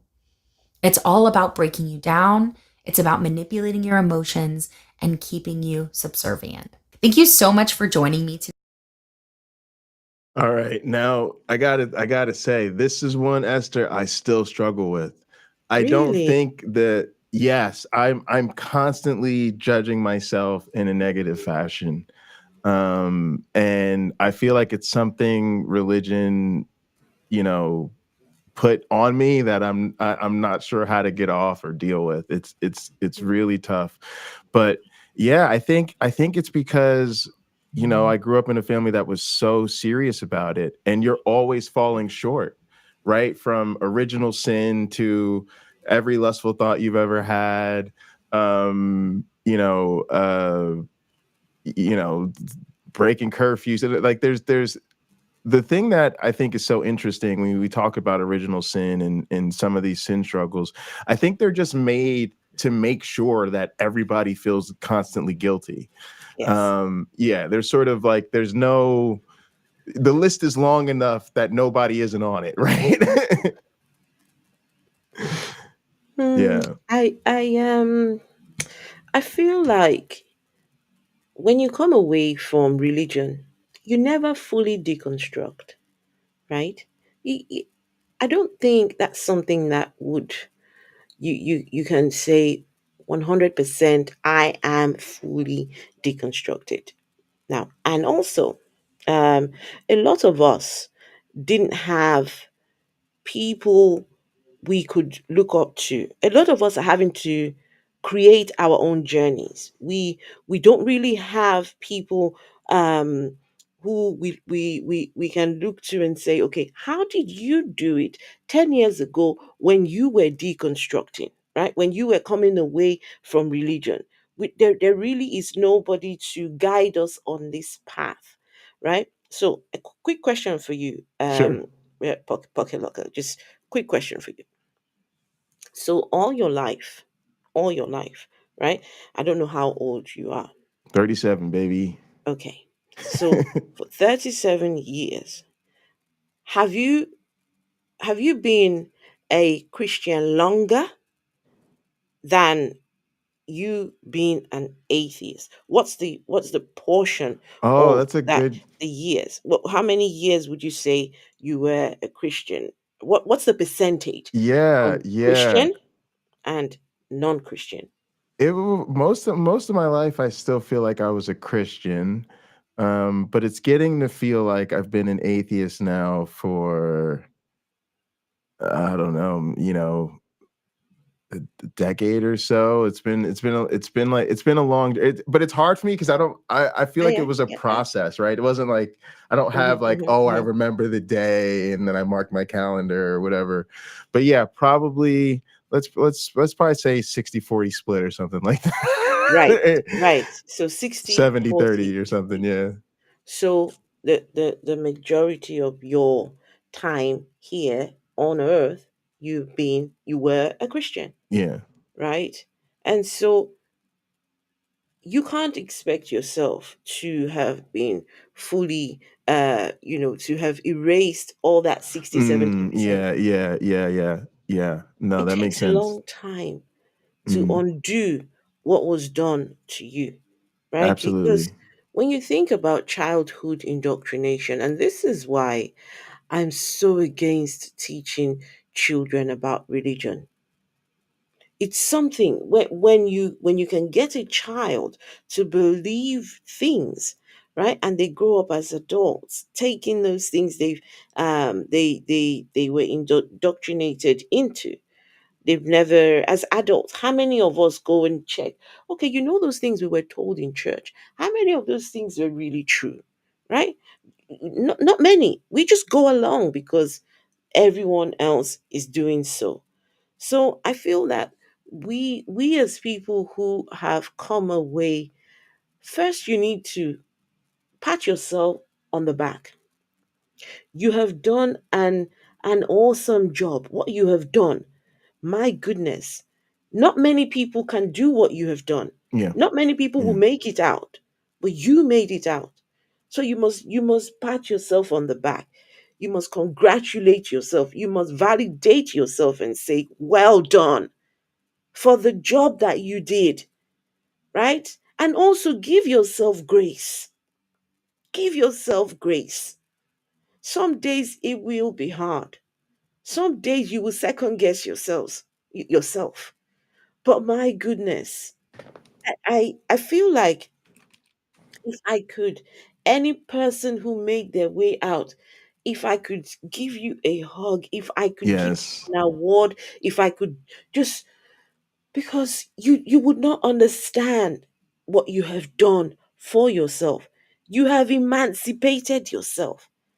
There will be people that they will look to you and think, boy, I wish I can just be as vocal as you. I wish I can be as bold as you, right?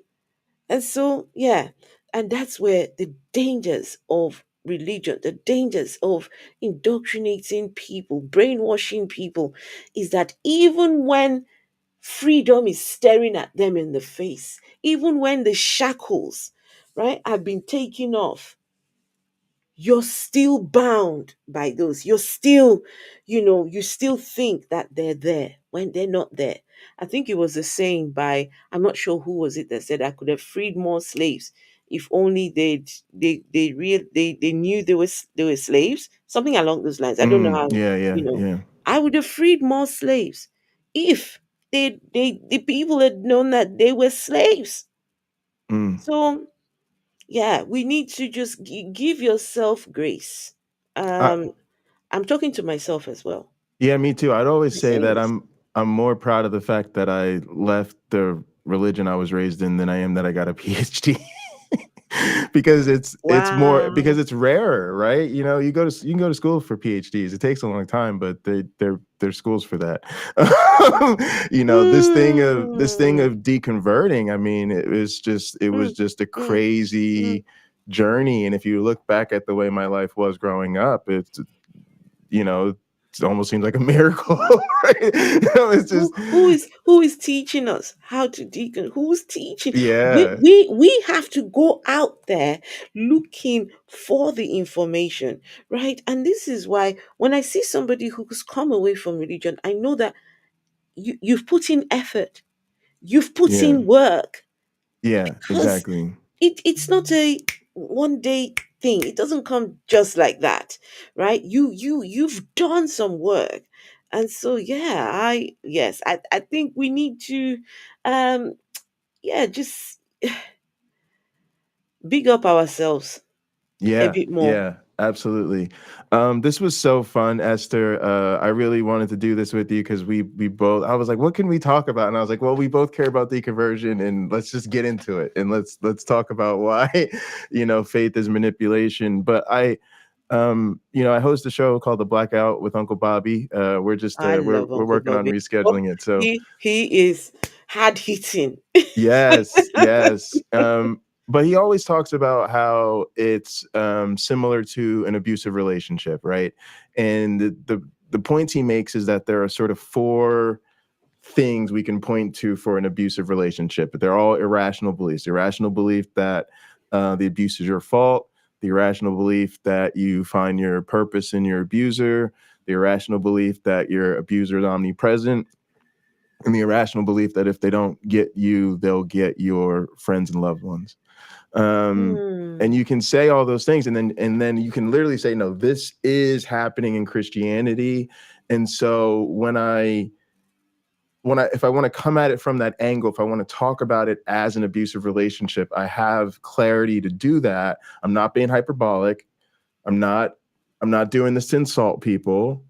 I can genuinely say I'm concerned about this, and these are the things that I see in this religion that concern me. And I hope we've done that today with manipulation, right? Where we're not saying we're experts or doctors or anything like that, but we talk about manipulation a lot in religion, but we do so in a way that I'm sure religious people probably find insulting, or a lot of us, it doesn't really have a lot of clarity. It's a feels thing, right? And this is hopefully saying, no, these are this is the definition of manipulation. This is what this is what manipulators do in manipulative relationships. This is how they create power dynamics.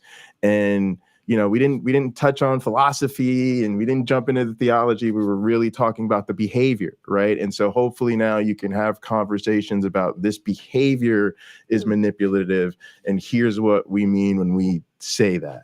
Yeah. I'm gonna let Esther close us out, but I will say this: the reason I went with the question of the day as well is if you had the power to deconvert one person in your life, who would it be? So one person put in the chat that it would be Darth Dawkins, just for fun. Oh goodness. Darth Dawkins. Oh, thinking of somebody. Maybe G-Man. You may not know G-Man, but Oh, we know G-Man, yeah. you know him. Yeah, I know who that is. But the reason I asked that question is because for most people, it was somebody in your life, like it's going to be a friend, a family, maybe somebody in your professional life, or someone close to you, or someone who would ideally be close to you. And I think that shows that this is something that affects our lives in a way that we kind of can lose sight of sometimes. It gets easy in this community to be like, oh, we're the atheists, they're the Christians, and we have the debates, and we're, concerned about politics and lots of different things. But I think this sort of brings it back to home, right? That there are people in our lives that are still in this religion, and it still affects them in a way that we would be happy to see not happening. And so, hopefully this is just an opportunity for people to think about that. And, that's just something to keep in mind going forward when you have these conversations. Absolutely. Absolutely. So yeah, Esther, the floor is yours. If you want to give us any closing thoughts on today, and then we can wrap up. This was awesome. Oh, can we close our eyes to pray, please? This is everybody bow your heads. Bow your heads and Let's pray to my God, the Lord Mandingo. Oh, pocket locker, can you stop laughing? That's my God. I mean, I worship the one and only true God, the Lord Mandingo himself. Come on, what's wrong with you? Oh, I'm blushing like a schoolgirl. All hail. Oh man. Oh man. It's too much. Oh, it's too funny. Esther, thank you so much for doing this with me. You're very welcome. I'm such a huge fan, and this is super cool to do this. We definitely have to do this again. Also, sign me up for the whatever. I actually went to school to be a dating coach at one point. What? True story. Yeah. And I have my master's degree in biological anthropology. So sign me up for your dating thing that you were That's talking coming. about doing. No. So I will tell you on TikTok, right? I've done that on TikTok, and even the last one I did was on it was streamed on YouTube as well. Can I tell you, as at yesterday, we have 2 matches already. Really? Yes, yes, Oh two my matches. goodness. Yes, yes. Wow. You're making To just connections. we were just, just an idea. Okay, how do we connect godless people, not just on a chit chat? Because it's one thing to talk about God, and then it's another thing to go back in your life where it's so lonely and everybody religious. you know Yes. how beautiful it would be to have somebody in sharing your bed with you, and the least thing that you all talk about is God. You Yes. talk about everything else except God. And so Yes. it was just something what started, and the way it was done is such that no pressure at all, right? If you're looking for a mate, if you are looking for someone to connect with, you come and tell us about yourself, what you're looking for, and anybody who's interested can slide in your DMs. And let me tell you, there Oh have been my sliding goodness. there have been people sliding in DMs. They've And been yes, sliding in the DMs. Oh my goodness. absolutely. So just yesterday, learned about the second sliding Second match. action, Oh and it's yeah. going well. So let me tell you, I'm just very excited. So yes, but this time around, we're going to, because I called it godless dating, but this time around it's going to be godless and queer dating. we Okay. we we can't leave our Yeah, the absolutely. LGBTQ community. It's everybody. We're not leaving anyone behind. So yes, if you yeah, all I would say is just watch this space. It's coming back, because listen, we've got to connect you all. So that's the Yeah. people who are interested. Well, yeah, I'm down to help out. I would love you to. That know sounds like so fun. you'd be interested, yes? Okay, Yes. Yeah. fantastic. I want to host with you. Yeah. That would be nice. Yeah. So yes, we will Yeah. We'll connect. Yeah. Absolutely. Um, so yeah, gang, that's gonna do it. That was so much fun. Thanks for doing this. I'm so happy to that we were able to co-stream this. I think my one black friend will be back with us next week. But thank you so much, Esther, for gracing You're us with your welcome. presence. This was super awesome, and we'll definitely do this again. Absolutely. All right, gang. We'll see you next time. Okay, everyone.